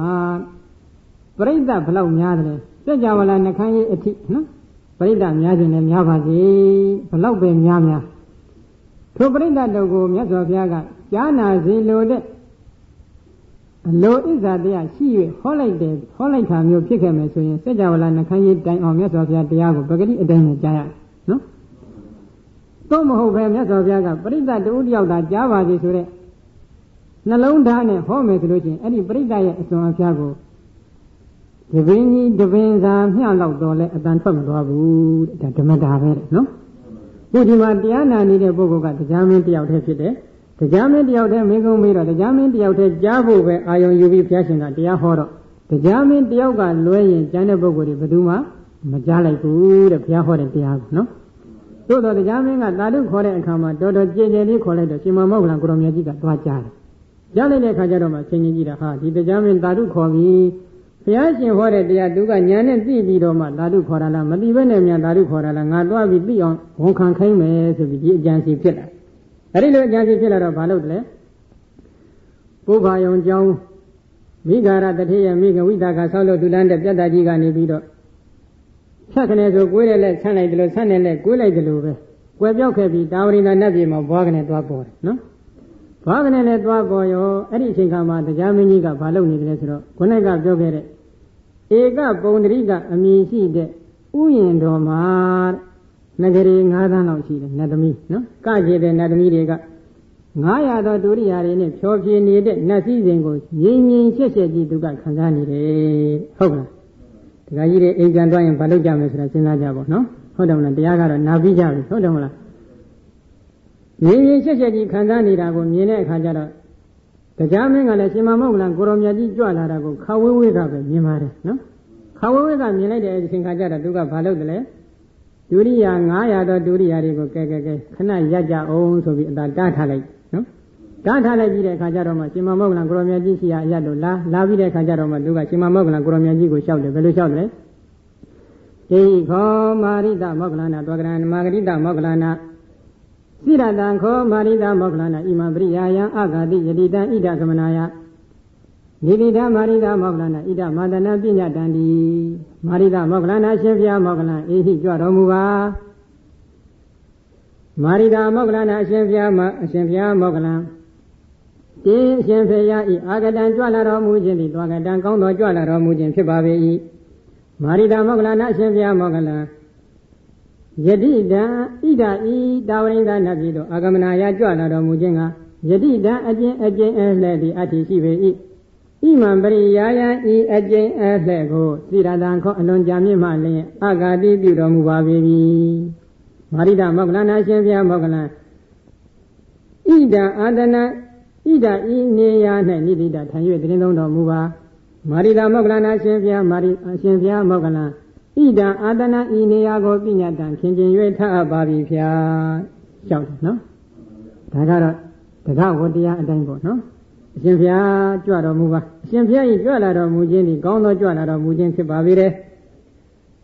တာဝရိန္ဒနတ်ပြည်သို့ကြွလာဖို့ရန်ဆိုတဲ့အကျဉ်အလှဲ့ကိုအရှင်ဖျားဒီအလွန်ကြာမြင့်တဲ့အခါကျမှပြုတော်မူပါပေတယ်မှန်ကတော့ခဏကြွလာတာနော်ဒါတော့နည်းနည်းလေးလောက်ကိုပြောတာနဲ့တူတယ်နော်ဒီနေရာကိုအရှင်ဖျားအတွက်ခင်းကျင်းပြီးထားပါတယ်ဒီနေရာမှာထိုင်၍တရင်သုံးတော်မူပါဆိုပြီးနေရာခင်းပေးတယ်နော်ခင်းပေးလိုက်တဲ့နေရာကတော့စာမှာဖော်ပြထားတာကတော့တယူဇနာလောက်ရှိတဲ့ဗရမယပလင်ကြီးတဲ့နော်ခုဦးစင်းထိုင်နေတဲ့ပလင်နဲ့တော့သိပ်ကွာဖို့မပေါ်ဘူးဟုတ်တယ်မလားတယူဇနာလောက်ရှိတဲ့ဗရမယပလင်ကြီးခင်းပေးတော့မြတ်စွာအဲဒီမှာရှင်မမောဂလန်ကိုရောင်မြတ်ကြီးကလည်းခင်းပေးတဲ့နေရာမှာထိုင်၍တရင်သုံးတော်မူလိုက်ပါတယ်တရင်သုံးပြီးတဲ့အချိန်ခါကျတော့ဘာဖြစ်လာတယ်တရားမင်းကြီးကဘာလုပ်တယ်အဲ့ဒါပြောအောင်နော်တကောပိကောဒေဝနာမိန်တော်အညတရနိသံအန္တနာခေတဝဧကမန္တနိတိတိတကောပိဒေဝနာမိန်တော်နတ်တို့ကိုအစိုးရပေသောဒေဝနာမိန်တော်သတ္တုမာရေတာဝရိန္ဒဟုဆိုသောနတ်ရွာနေရာကိုအစိုးရပေသောတကောပိတရားမင်းသည်လည်းအညတရတခုသောနိသံနေသောအာတနာနေရာကိုခေတဝယူ၍ဧကမန္တအပြစ်6ပါးလွတ်၍တည်တည်လျောက်ပါသောတခုသောနေရာ၌နိတိတိထိုင်လေပြီသတ္တုမဟာရဲ့တာဝရိန္ဒာဆိုတဲ့နတ်ရွာ200ကိုသုံးမအုပ်ချုပ်ခီးပြူအုပ်ချုပ်မင်းလုံနေတဲ့တရားမင်းကြီးကတဲ့နေနဲ့နေရာလေးတစ်ခုအသာယူပြီးတော့တင့်လျောက်ပတ်တဲ့အပြစ်6ပါးလွတ်တဲ့တနေရာမှာသွားပြီးထိုင်နေနော်ရှင်မမောဂလန်ကိုရောင်မြတ်ကြီးကဘုန်းကြီးပေါ့နော်တရားမင်းကြီးကနတ်ဟုတ်တယ်မလားဘုန်းကြီးကြွလာတဲ့အခါနတ်ကနေပြီးတော့နေနဲ့နေရာလေးယူပြီးအောက်မှာဆင်းထိုင်နေဟုတ်ပလား အဲ့ဒါဥစဉ်တဲ့လူပြေကနတ်ကတော့အိမ်ညာဘုန်းကြီးကြွလာရင်သူကအောက်ဘယ်တော့မှဆင်းမထိုင်ဘူးဟုတ်တယ်မလားအပေါ်မှာပဲထိုင်တယ်ဘုန်းကြီးတွေကအောက်ကပဲထိုင်ရတယ်တဲ့ဟုတ်တယ်မလားသိကွာတယ်နော်လူပြေကတရားစတုမာတဲ့တောင်းရင်သာနတ်ရွာနှစ်ရွာကိုအုပ်ချုပ်နေတဲ့တရားမင်းကြီးတောင်မှဘုန်းကြီးကြွလာရင်သူကအောက်ဆင်းထိုင်တယ်နော်လူပြေရဲ့နတ်ကအောက်ဆင်းမထိုင်နိုင်ဘူးတဲ့ဘုန်းကြီးကတော့အောက်ကထိုင်ရတယ်နော်အဲ့ဒါတော်တော်ခက်တယ်မြင်ဘူးလားတကားဟဲ့တကားဟဲ့မြင်ဘူးလားမမြင်ဘူးရင်တော့ဥစဉ်ကပြောမလို့ပါဟုတ်တယ်မလားကဲရှိသေးတော့ကဲထိုင်ပြီးတဲ့အခါဘာလုပ်တယ်လဲဧကမန္တနိသိဏခောတက္ကံဒီဝနာမိန်တအာတမမောကလနောဧတဒောဇယထကထံပါဏာခောကောတိယဘဂဝတံခိတေနတနာသင်္ခယဝိမုတ်တေအဘာတိသာတုမယံပိဣတိတာကထာယဘာဘိနောအတ္တမသဝနာယတိဧကမန္တအပြည့်၆ပါးလို့တည်လျောက်ပါသောတခုသောနေရာ၌နိသိဏံထိုင်၍နေသောတက္ကံဒီဝနာမိန်တနတ်တို့ကိုအစိုးရဖြစ်သောတရားမင်းကိုအာတမမောကလနောရှင်မောကလကိုရောမြတ်ကြီးသည်ဣတံဝဆနံဣဇခကိုဩဇမိန်ကြတော်မူလိုက်လေသည်ကိဉ္ဩဇအသို့မိန်ကြတော်မူလေသည်ကောတိယအနွယ်နဲ့ဖြစ်သောတရားတော်တရားယထာကထံပနာဘေဘုံဘေပန်းဘေနိလံဖြင့်ဘဂဝါမြတ်စွာဘုရားသည်တန်ခိတေနအကျင့်အဖြင့်တဏှာတေခယဝိမုတ်တေတဏှာကုံယကိလေသာတို့မှလွတ်မြောက်ရာဖြစ်သောနိဗ္ဗာန်ကိုအဘာတိဟောကြားတော်မူလိုက်ပါသည်။သာဓုတောင်းမှန်ပါ၏မယံပိငါတို့သည်လည်းပဲဣတိတာကထာယထိုတရားစကားကိုသမနာယကြားနာခြင်းကဘာဂိနောအဖို့ရှိကုန်သည်အတ္တမဖြစ်လိုပါကုန်၏ဟုတ်ပလားတရားတော်တရားဘယ်ပုံဘယ်ပန်းဘယ်နိလန်းဖြင့်မြတ်စွာဘုရားသည်တဏှာဤကုံရာဖြစ်တဲ့နိဗ္ဗာန်ကိုဟောကြားပြတာဆိုဆုံးမတော်မူလိုက်ပါသလဲအကျဉ်းနည်းအဖြင့်ဟောကြားပြတာဆိုဆုံးမတော်မူလိုက်ပါသလဲတောင်းပန်ပါတယ်တရားတော်တရားငါတို့ဒီလေထိုတရားစကားကိုကြားနာခြင်းကအလိုရှိကြပါကုန်တယ်ဆိုပြီးတော့ပြန်ပြီးအမိန့်ရှိလိုက်နော်အဲ့ဒီလိုအမိန့်ရှိတဲ့အခါမှာတရားမင်းကြီးကဘာလျှောက်တယ်လဲအဲ့ဒါတရားကြီးတွေနဲ့တူမတူတော့စဉ်းစားကြနော်တရားကြီးတွေလည်းခုနေအိမ်ပြန်သွားလို့ဒီတရားများလိုက်နေရင်တော့အဲ့ဒါဘယ်လိုနေမလဲဆိုတော့ပြန်ပြီးအဖြေပေးကြနော်အဲ့ဒီမှာရှင်မောကလန်ကိုရောမြတ်ကြီးကဒီလိုမေးလိုက်တဲ့အခါတရားမင်းကြီးကဘာပြန်လျှောက်တယ်လဲမယံခောမာရိတမောကလနာဘုဂိစ္စဘုကရဏိယအဘိဝတကိဏကရဏိယေနအပိသဒီဝနာယေဝတာရိတာဝရိန္ဒနာကရဏိယေနမာရိတမောကလနာအရှင်ဘုရားမောကလမယံခောတပိတော်တို့ဒီကဘုဂိစ္စများသောကိစ္စရှိကြပါကုန်၏ဘုကရဏိယများသောပြုဝယ်ရှိကြပါကုန်၏မာရိတမောကလနာအရှင်ဘုရားမောကလတကိဏကရဏိယေနဧဝမိမိပြုဝယ်ကိစ္စတည်သားနှင့်အပန်းလဲလာပါပေ၏အပိသတို့ရာတွင်ဒေဝနာတာဝရိန္ဒနာတာဝရိန္ဒနတ်တို့၏ကရဏီယေနာဧဝပြုဝဲကိစ္စတိသာလျှင်ဘ ഹു များလာပါပေ၏အရှင်ဘုရားတပည့်တော်တို့ကတော့ကိစ္စတိတ်များတယ်ပြုဝဲကိစ္စတွေတိတ်များတယ်ပြုလုပ်ဖွယ်တွေကတိတ်များကြပါလေတကယ်တော့တပည့်တော်ရဲ့ပြုဝဲကိစ္စကနည်းနည်းလေးပါဗျာတာဝရိန္ဒနတ်တို့ရဲ့ပြုဝဲကိစ္စကဒါလျှင်တိတ်များနေပါတယ်ဒီလိုလျှောက်နော်လျှောက်ပြီးတော့ဗာဆက်လျှောက်လဲအပိဇာသောတုတံယေဝဟောတိတောကိတတုမနတိကတံတုပဓာရိတံယာနောခိဗမေဝအန္တရဒါယတိအပိဇာတကယ်စင်စစ်တော်ကယံကျင်တရားစကားကိုနောဖျားတပိတော်တို့သည်နောဖျားတပိတော်တို့အဖို့ခိဗမေဝလင်းမြန်စွာသာလင်အန္တရဒါယတိကွယ်ပြောက်တတ်၏တံထိုတရားစကားကိုသောတုတံယေဝကောင်းစွာကြားနာအတ္တိသာလင်ဟောတိဖြစ်ခဲ့ပါပေ၏တုကိတံဧဝကောင်းစွာသင်ယူခဲ့သည်သာလင်ဟောတိဖြစ်ပါပေ၏သူမနတိကာတံဧဝကောင်းစွာနှလုံးသွင်းခဲ့သည်သာလင်ဟောတိဖြစ်ပါပေ၏ဒုပါဒရိတံဧဝကောင်းစွာဆောင်ထားအပ်ခဲ့သည်သာလင်ဟောတိဖြစ်ပါပေ၏ရှင်ဘုရားမောကလံတပည့်တော်တို့တရားနာခြင်းအခါတုန်းကတော့ကောင်းစွာလဲနာခဲ့ပါတယ်ကောင်းစွာလဲသင်ခဲ့ပါတယ်ကောင်းစွာလဲနှလုံးသွင်းခဲ့ပါတယ်ကောင်းစွာလဲဆောင်ထားခဲ့ပါတယ်ဒါပေမဲ့တပည့်တော်တို့အဖို့အဲ့ဒီတရားစကားဒီခက်မြန်မြန်ပဲပျောက်သွားတတ်ပါတယ်ဟုတ်ပါလားဒကာကြီးတွေကမှတ်မိကြလားခမ်းမြန်မြန်ပဲပျောက်နေတယ်တူတယ်နော်ဟုတ်တယ်မလားအဲ့ဒီလိုပျောက်ပြီးတဲ့အခါကျတော့သူကခမ်းမြန်မြန်ပျောက်လို့ရှိရင်လေရှေ့ဆက်ပြီးစကားလွှဲပုံလွှဲနည်းလေးဒကာကြီးတွေသင်ပေးရဟုတ်တယ်မလားတရားမင်းကြီးကသူကစကားလွှဲပလိုက်တယ်ဘယ်လိုလွှဲတယ်လဲဘုဒ္ဓပုဗ္ဗံခောမာရိတာမောကလနာဒေဝတုရသင်္ကမောတမှုပပြုလို့ဟောတိမာရိတာမောကလနာအရှင်ဘုရားမောကလံဘုဒ္ဓပုဗ္ဗံဟောရှိတုံးကဖြစ်ခဲ့ဘူးဒီက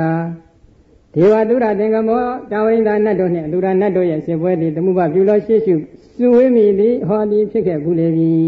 ရှင်ဘုရားမောကလံဟိုရှိတုန်းကဖြစ်ခဲ့ဘူးပါတယ် တာဝရိန္ဒနတ်တို့နဲ့အတုဒနတ်တို့ရဲ့စစ်ပွဲတစ်ခါဖြစ်ခဲ့ဘူးတယ်ပေါင်းစုံစည်းဝေးမှုတစ်ခါဖြစ်ခဲ့ဘူးတယ်ဆိုပြီးစကားလွှဲလိုက်နော်လွှဲပြီးတဲ့အချိန်ခါကျတော့သူကဘာဆက်လျှောက်လဲတတမေခောပါဏမာရိတာမောဂလနာသင်္ကာမေဒေဝဇုနေတုအတုဒပရာဇိနေတုမာရိတာမောဂလနာရှင်ပြမောဂလတတမေခောသင်္ကာမေထိုစစ်ပွဲ၌ဒေဝတာဝရိန္ဒနတ်တို့သည်ဇိနေတုအောင်ခဲ့ကြကုန်၏အတုရာနတ်တို့သည်ပရာဇိနေတုရှုံးခဲ့ကြကုန်၏တာဝရိန္ဒနတ်တွေကအောင်ပွဲရခဲ့တယ်ဗျာအတုရာနတ်တွေကအဲ့ဒီစစ်ပွဲမှာရှုံးသွားကြတယ်ဘယ်တော့ကလဲဆိုရင်တော့အဲ့ဒါတရားမင်းကြီးဒီတာဝရိန္ဒမာကလူလင်ဘွားကနေတာဝရိန္ဒနတ်ပြည်ရောက်စားလောက်ကလို့ဆိုကြတယ်နော်အဲ့ဒီလိုရောက်စားလောက်အခါမှာတာဝရိန္ဒနတ်ပြည်တရားမင်းကြီးအတိတ်ဆက်ဆက်ရောက်လာတဲ့အချိန်ကမှတာဝရိန္ဒနတ်ပြည်မှာမင်းမှုနေတာကတော့အတုရာနတ်တွေပဲတာဝရိန္ဒနတ်ပြည်ရဲ့နေပြည်တော်နဲ့အတုရာနတ်တို့ရဲ့နေပြည်တော်ဟာဘာမှသိမ့်မကွာဘူးတဲ့အဲ့ဗရေတပင်ပဲကွာတယ်နော်အတုရာနတ်ပြည်မှာတခုတ်ပင်ဆိုလားဟလားအဲ့ဒီဗရေတပင်တစ်ခုရှိတယ်ဒါပဲအဲ့တခုတ်ပင်ပွင့်တာပဲကွာဟချက်ရှိတယ်ကျန်တာတွေကတော့စီစဉ်ချင်းအလုံးတူကြတယ်တူကြတဲ့အချိန်ကမှတရားမင်းနဲ့အပေါင်းပါဖြစ်တဲ့မာကလူလင်နဲ့အပေါင်းပါဖြစ်တဲ့ပုဂ္ဂိုလ်တွေအလုံးတရားပြည်နတ်တာဝရိန္ဒနတ်ပြည်ရောက်သွားတဲ့အခါအတုရာတွေကနေပြီးတော့လူသစ်တွေရောက်လာတဲ့လူသစ်တွေအတွက်အခန့်ဖို့ရန်အတွက်အရက်တွေစီမံကြတယ်နော်အဲဒီလိုစီမံထားတာသိတော့တရားမင်းကလည်းအရက်ဆိုတာသိတော့သူ့မိတ်ဆွေတွေကိုတောက်ချအောင်သာဆောင်မတောက်နဲ့ဆိုပြီးအချက်ပေးထားတယ်အဲဒါအတုရာတွေကအကုန်လုံးတောက်တရားမင်းကြီးရဲ့အပေါင်းဖော်တွေကမတောက်တော့အတုရာတွေလည်းမူးလဲနေတော့အဲဒါခြေထောက်ကန်ပြီးတော့အဲဒါမြင့်မို့တောင်အောင်ပြစ်ချလိုက်တာပဲနော်အဲဒီအတုရာနတ်ပြည်ရောက်သွားကြတာပဲအဲဒီမှာပြန်ပြီးတော့မကျေနပ်လို့သူတို့ကပြန်တိုက်ပွဲဆင်တာနော်အဲဒီတိုက်ပွဲမှာတရားမင်းကြီးတို့ဘက်ကတာဝရိန္ဒနတ်ဘက်ကအောင်ပွဲရသွားတယ်အတုရာတွေဘက်ကရှုံးသွားတယ်တခါတလေလည်းအတုရာကရှုံးတခါတလေကလည်းအတုရာနိုင်အဲဒီလိုအလှည့်အကျင့်ရှိကြပါတယ်နော်ဒီတစ်ချိန်ခုပြောနေတာကတော့အတုရာနတ်တွေရှုံးပြီးတော့တာဝရိန္ဒနတ်တွေအနိုင်ရတဲ့အကြောင်းပြောနေနော်အဲဒီလိုအနိုင်ရပြီးတဲ့အခါဘာလုပ်လဲတတမင်ခောမာရိတသင်္ကာမေဟံခောမာရိတမောဂလနာတတမင်သင်္ကာမေတံသင်္ကာမအภิဝိဇိနေတဝါတတောပတိညဝိစိတာသင်္ကာမောတတောပတိညဝိတိတောတတောပတိညဝိတိတောဝဝိဇံတဏမပတ္တမတေမပေတိမာရိတမောဂလနာရှင်ပြမောဂလဟံခောတပိတော်သည်တတမင်သင်္ကာမေတံသင်္ကာမထိုစေပွဲကိုအภิဝိဇိတဝါအောင်မြင်ပြီး၍ဝိစိတာသင်္ကာမောအောင်အားပြီးတော့စစ်မြေပြင်ရှိသည်ဖြစ်၍တတောထိုစစ်မြေပြင်အယမပတိညဝတိတဝါပြန်လှည့်ခဲ့၍ဝိဇယန္တနာမပါတာတဝိဇယန္တအမည်ရှိတဲ့ပြတ်တာကိုမပေသိမ့်ဖန်ဆင်းခဲ့လေပြီစစ်ပွဲအောင်လာတဲ့အတွက်စစ်ပွဲကပြန်အလာတပြီးတော့ဝိဇယန္တပြတ်တာကြီးဖန်ဆင်းလိုက်ပါတယ်ဗျာဝိဇယန္တပြတ်တာကတော့ယူဇနာ1000မြင့်တယ်လို့ပြောတယ်နော်ပြတ်တာအစာအုပ်ကယူဇနာ900မြင့်နဲ့အပေါ်မှာတင်ထားတဲ့အလံတကွန်ကယူဇနာ300မြင့်နဲ့ပေါင်းလိုက်မယ်ဆိုလို့ရှိရင်ယူဇနာ1000မြင့်တယ်နော်အမြင့်ကယူဇနာ1000ရှိခြင်းကြောင့်အကျယ်ဝန်းကလည်းယူဇနာ1000ပေါင်းခြင်းတော့ရှိကောင်းရှိပါလိမ့်မယ်နော်ကဲဆက်ပြီးတော့သူစည်းစိမ်ကြီးကိုဆက်ပြီးပြောတယ်တတမေခောပါဏမာရိတမောဂလနာဝိဇံတေပါဒတေဧကတတနေယုဟံဟောတိဧကေကသမိနေယုဟေတတတကုဒဂရတတနိဟွန်တိဧကတတကုဒဂရတတနိဧကမေကသမိကုဒဂရေတတဧကမေကသမိကုဒဂရေတတဣသရာယောဧကမေကိတဣသရာယတတပရိဇာရိကာယောမာရိတမောဂလနာအရှင်ဘုရားမောဂလံတတမိခောဝိဇံတေပါဒတေထိုဝိဇံတာပြတ်တ၌ဧကတတံတရားတော်နေယူဟံဘုံဆောင်သည်အဋ္ဌိရှိပါ၏ဝိဇယန္တပြတ်တကြီးမှာအရှင်ဘုရားမောဂလံဘုံဆောင်ပြတ်တကြီးတရားရှိပါတယ်ဧကမေကသမိနေယူဝေတခုတခုသောဘုံဆောင်ပြတ်တ၌တတကုဒဂရတတနိအထွတ်တသော900သောအခန်းဆောင်တို့သည်တန်တီးရှိပါကုန်၏ဘုံဆောင်ကတရားဘုံဆောင်တစ်ခုတစ်ခုမှာ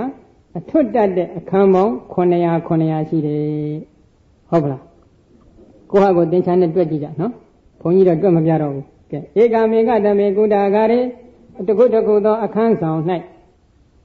တတဣသရာယော900သောနတ်သမီးတို့သည်တန်တီးရှိကြပါကုန်၏အခန်းတစ်ခန်းမှာနတ်သမီးက900နော်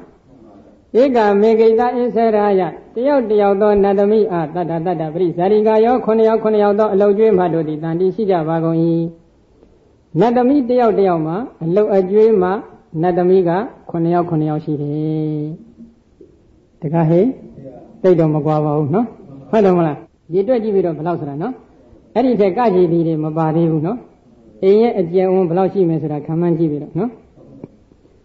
တ ကဲဆက်ပြီးတော့သူကဘာလျှောက်လဲဣဇတိနုတွန်မာရိတာမောဂလနာဝေဇံတတ္တပါတာတတ္တရမဏိယကံတတ်ထုံတိမာရိတာမောဂလနာအရှင်ဘုရားမောဂလံဝေဇံတတ္တပါတာတတ္တဝေဇံတာပြတ်တာဤရမဏိယကံနှစ်တဲ့မြတ်တို့ဘွယ်ရာရှိသည့်အဖြစ်ကိုတတ်ထုံကြည့်ရှုခြင်းငှာတွန်ရှင်ဘုရားသည်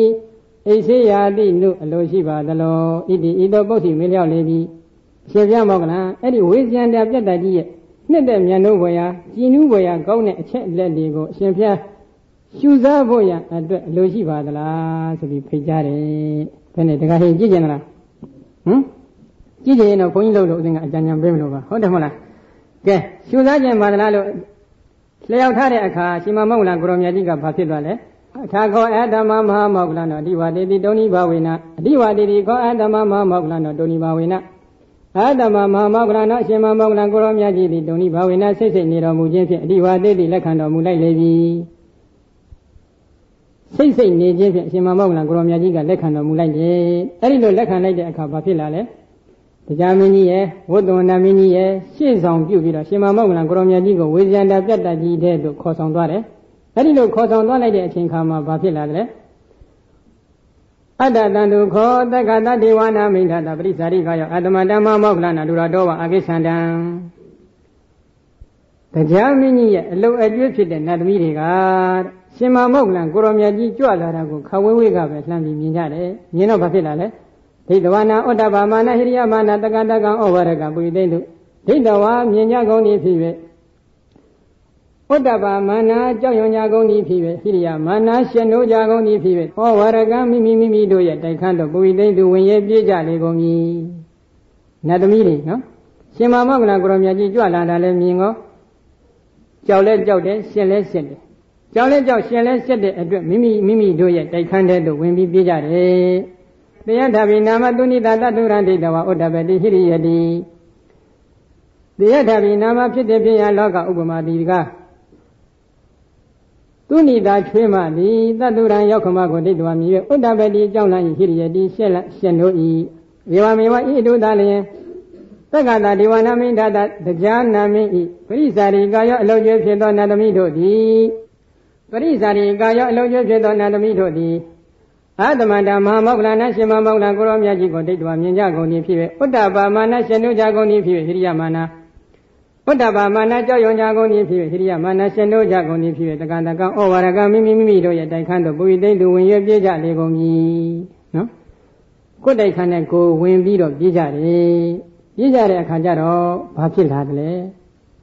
အဲ့ဒီမဖြစ်ခင်လေးမှာဦးစင်းကြံခဲ့တာလေးနည်းနည်းထပ်ပြောမယ်နော်တရားမင်းကြီးကခေါင်းကသူကရှင်မမောဂလကိုရောမြတ်ကြီးလာပြီးတရားမေးတဲ့အခါကျတော့သူကဘာဖြစ်တယ်တပည့်တော်တို့မှာကိစ္စများတယ်ဆိုပြီးတော့ပြောတယ်နော်အဲ့ဒီသူ့များတဲ့ကိစ္စတွေဘာတွေလဲဆိုတာလေးဦးဇင်းတို့နည်းနည်းပြောကြအောင်နော်ဘာကိစ္စတွေလဲဆိုတော့သူကသူ့ရဲ့ကိစ္စကနည်းနည်းလေးပါလို့တော့သူကပြောတယ်နော်ဒါပေမဲ့သူ့ကိစ္စကပိုများပုံတော့ရပါတယ်ဒါပေမဲ့သူ့ပါဇက်ကသာနည်းနည်းလို့ပြောတာနော်တာဝရိနာနတ်တွေရဲ့ကိစ္စကသာများပါတယ်ဆိုပြီးသူကပြောတယ်ဒီတော့တာဝရိနာနတ်တွေရဲ့ကိစ္စကဘယ်လိုကိစ္စတွေလဲဆိုရင်တော့ဘူမထက်ကနတ်လို့ခေါ်တဲ့ဒီမြေကြီးမှာနေတဲ့နတ်တွေကနေစပြီးတော့တာဝရိနာနတ်ပြည်မှာရှိနေတဲ့နတ်တွေတိုင်အောင်တရားရုံးမှာမှုခင်းများဖြစ်ခဲ့မယ်ဆိုလို့ရှိရင်တော့တရားမင်းကြီးကအဖြတ်ထုံးပြရတယ်အဲ့ဒီအလုပ်ကိစ္စတွေကသူ့မှာသိညာတယ်အဲ့ဒီကိစ္စတွေကိုအထက်ကရာကနည်းနည်းချင်းချင်းဖော်ပြထားတယ်အဲ့ဒါကဘာလဲဆိုလို့ရှိရင်တော့နတ်ပြည်မှာစီကံတစ်ခုရှိတယ်နတ်သားနတ်သမီးတွေမှာသာသမီယရနာရလို့ရှိရင်ဘယ်မှာဖြစ်တတ်တယ်လဲဆိုရင်ရင်ခွင်ထဲမှာလာပေါ်တယ်နော်ရင်ခွင်ထဲလာပေါ်တဲ့နတ်သားနတ်သမီးဆိုလို့ရှိရင်ဒါသာသမီပဲလို့ဒီလိုအထိမှတ်ထားတယ်အကယ်၍မိမိရဲ့နတ်မိဖုရားများဖြစ်ခဲ့မယ်ဟုတ်တယ်မလားနတ်သမီးမိမိကိုယ်ပိုင်ကျင်ရတော့နတ်သမီးများဖြစ်ခဲ့မယ်ပါဒပရိစ္ဆာရိကခေါ်တဲ့အလုံကျွေးနတ်သမီးဖြစ်ခဲ့မယ်ဆိုရင်တော့အိယာတဲ့လာပေါ်တယ်နော်တခါမိမိတို့ကိုအဟောအစားဟုတ်ပေးခြင်းတန်စာဆင်ပေးခြင်းစတဲ့အလုံအကျွေးပြုစုရမယ့်နတ်သမီးတွေကတော့အိယာပါဝန်းကျင်ဘေးမှာလာပေါ်တယ်မိမိတို့ရဲ့အခိုင်အစေဖြစ်တဲ့အစေခံနတ်သမီးတွေကြရင်နတ်သားနတ်သမီးတွေကတော့ဘယ်မှာလာပေါ်လဲဆိုရင်တော့ဘုံဘိတ်မှာအတွင်းမှာပဲလာပေါ်တယ်နော်အဲ့ဒီခုပြောခဲ့တဲ့သာသမီတို့ဇနီးမယားနတ်မိဖုရားတို့အလုံအကျွေးနတ်သမီးတို့ဟုတ်တယ်မလားအခိုင်အစေနတ်သားနတ်သမီးတို့နဲ့ပတ်သက်လို့တော့ပြဿနာမပေါ်ဘူးတရားဖြစ်เสียအကြောင်းလည်းမရှိဘူး ကိုဘုံဘိမှအတွင်းမှာလာပြီးပေါ်တာဖြစ်တဲ့အတွက်တရားမှုခင်လည်းမဆိုင်ရဘူးဘာအတွက်တရားဆိုင်ရတယ်လဲဆိုလို့ရှိရင်တော့ဘုံဘိမှနှစ်ခုအကြားမှာလာပြီးဖြစ်တဲ့နတ်သားနတ်သမီးတွေအတွက်သွားပြီးတရားဆိုင်ရတယ်နော်အဲ့ဒီဘုံဘိမှနှစ်ခုအကြားမှာနတ်သားနတ်သမီးနတ်သားတော်၎င်းသို့မဟုတ်နတ်သမီးတော်၎င်းတူပေါ်လာခဲ့ပြီဆိုလို့ရှိရင်အဲ့ဒါတရားမင်းကြီးထံသွားပြီးတော့ဆုံးဖြတ်ပေးပါဆိုပြီးတော့သူတို့ကသွားပြီးအဆုံးအဖြတ်တောင်းတယ်အဲ့ဒီလိုအဆုံးဖြတ်တောင်းတဲ့အခါမှာတရားမင်းကြီးကလာပြီးတော့အဆုံးဖြတ်ပေးရတယ်နော်ခံမှန်းကြည့်ရတာပေါ့လေသူတို့မှလည်းတိုင်းတဲ့ပေကျိုးတွေဘာတွေများရှိမလားတော့မသိဘူးနော်အဲ့ဒါတရားမင်းကြီးကတတိချာချာတိုင်းတာကြည့်လိုက်လို့ရှိရင်ဘုံဘိမှနှစ်ခုအလဲကောင်မှာဖြစ်နေတဲ့ဒီနာတနာသမီးဟာဘယ်သူနဲ့နီးတယ်ဘယ်ဘုံမှန်နဲ့နီးတယ်အဲ့ဒါအရင်ကြည့်တယ်နီးတဲ့ပုဂ္ဂိုလ်ပိုင်စီဆိုပြီးတော့ဒီလိုခွင့်ပေးလိုက်နော်တချို့ကြတော့ဘယ်ဘုံဘိမှန်နဲ့မှမနီးဘူးအလဲကောင်တဲ့တယ်ဖြစ်နေပြန်ဟောကတိကတနော်အဲ့ဒီလိုအလဲကောင်တဲ့တယ်ဖြစ်နေလို့ရှိရင်ဘယ်ဘုံဘိမှန်မဲ့မျက်နှာလှဲ့နေတယ်မျက်နှာလှဲ့တဲ့ဘုံဘိမှန်ရှိတဲ့နတ်သားပိုင်စီဆိုပြီးဒီလိုဖြတ်ထုံးပေးရတချို့ကြတော့ခွက်ကြဘုံကအဲ့ဒါဘယ်ဘုံဘိမှန်မှမလှဲ့ဘူးတဲ့ဟုတ်တယ်မလားဟိုဘက်လည်းမလှဲ့ဘူးဒီဘက်လည်းမလှဲ့ဘူးတဲ့ဦးစင်းကစဉ်းစားကြည့်တယ်နော်ဒါစက်မိလို့ပြောတာပါဒကာကြီးတွေဒီမကြီးတွေလည်းနည်းနည်းတတိထားဖို့အတွက်အဲ့ဒီလိုပုဂ္ဂိုလ်ကဟိုဘက်လည်းမလှဲ့ဒီဘက်လည်းမလှဲ့ပဲအလေကောင်တက်တဲ့နေတဲ့ပုဂ္ဂိုလ်ကတော့ဦးစင်းစိတ်ထင်ပေါ့လေကောင်းမှုကုသိုလ်ပြုစဉ်အခါမှာသူကဆုံးဖြတ်ချက်ချလို့မရသေးတဲ့ပုဂ္ဂိုလ်မျိုးနဲ့တူတယ်နော်ဘယ်သူရွေးရမလဲဆိုတာစိတ်ထဲမှာဆုံးဖြတ်ချက်ချလို့မရတဲ့အချိန်သူကကောင်းမှုကုသိုလ်ပြုပုံရတယ်နော်အဲ့ဒါကြောင့်ဒကာကြီးတွေဒီမကြီးတွေကောင်းမှုကုသိုလ်ပြုခြင်းတော့ဆုံးဖြတ်ချက်ချလို့မရခင်မှာတော့မပြုနဲ့ဟုတ်လားကတိကတဖြစ်နေမယ်နော်အဲ့ဒါသူကအဲ့ဒီလိုဟိုဘက်လည်းမလှဲ့ဒီဘက်လည်းမလှဲ့ဘုံမိမနှစ်ခုအလဲကောင်မှလည်းသူကဟိုဘက်လည်းမနီးဒီဘက်လည်းမနီးအလဲကောင်တဲ့ဖြစ်နေမယ်ဆိုရင်ရံပြေငိမ့်အောင်ဆိုပြီးအဲ့ဒါတရားမင်းကြီးကသူပိုင်အဖြစ်နဲ့သိနေဟုတ်ကလားအဲ့ဒီလုပ်ငန်းကိစ္စရပ်တွေကလည်းသူ့မှာများတယ်အဲ့ဒါတင်လားဆိုတော့မဟုတ်ဘူးတဲ့ခုနကသူရေတွက်ပြီးလျှောက်ထားသွားတဲ့နတ်သမီးပေါင်းဘယ်လောက်ရှိတယ်အဲ့ဒါကြည့်ပြီးတော့နော်အဲ့ဒီနတ်သားနတ်သမီးတွေနဲ့နတ်စည်းစိမ်ခံစားဖို့လုပ်ငန်းကိစ္စရပ်တွေကလည်းသူ့မှာသိပြီးများပါတယ်နော်အဲ့ဒီလိုများနေတဲ့အတွက်ကြောင့်ရှင်မမောက္ကလံကိုရောင်မြတ်ကြီးမေးတဲ့အခါဒီမေးခွန်းကိုသူကပြုံးနေမဖြေနိုင်ဘူးတဲ့ဟုတ်ကလားကဲခုရှင်မမောက္ကလံကိုရောင်မြတ်ကြီးကိုဝတ္တဝနာမင်းကြီးနဲ့တရားနာမင်းကြီးနှစ်ဦးခေါင်းဆောင်ပြီးတော့ဝေဇန္တာပြတ်တာထဲလိုက်ပြီးလှည့်လည်ပြီးပြတ်တာနေပြီပြတ်တာနေတဲ့အခါမှာတရားနာမင်းကြီးကဘာလျှောက်လဲဣဒံပိမာရိတမောက္ကလနာပတ္တအရဝေဇံတတ္တပါတတ္တရမဏိယကဣဒံပိမာရိတမောက္ကလနာပတ္တဝေဇံတတ္တပါတတ္တရမဏိယကမာရိတမောက္ကလနာအရှင်ဘုရားမောက္ကလံဣဒံပိဝေဇံတတ္တပါတတ္တဝေဇံတပြတ္တဣဒံပိရမဏိယကဤနှစ်တဲ့မြတ်တို့ဘွယ်ရာရှိသည့်အဖြစ်ကိုလိပတ္တရှုစားတော်မူပါမာရိတမောက္ကလနာအရှင်ဘုရားမောက္ကလံဝေဇံတတ္တပါတတ္တဝေဇံတပြတ္တဣဣဒံပိရမဏိယကဤနှစ်တဲ့မြတ်တို့ဘွယ်ရာရှိသည့်အဖြစ်ကိုလိပတ္တရှုစားတော်မူပါအရှင်ဘုရားမောက္ကလံဟောတာလေးကြည်စမ်းမအောင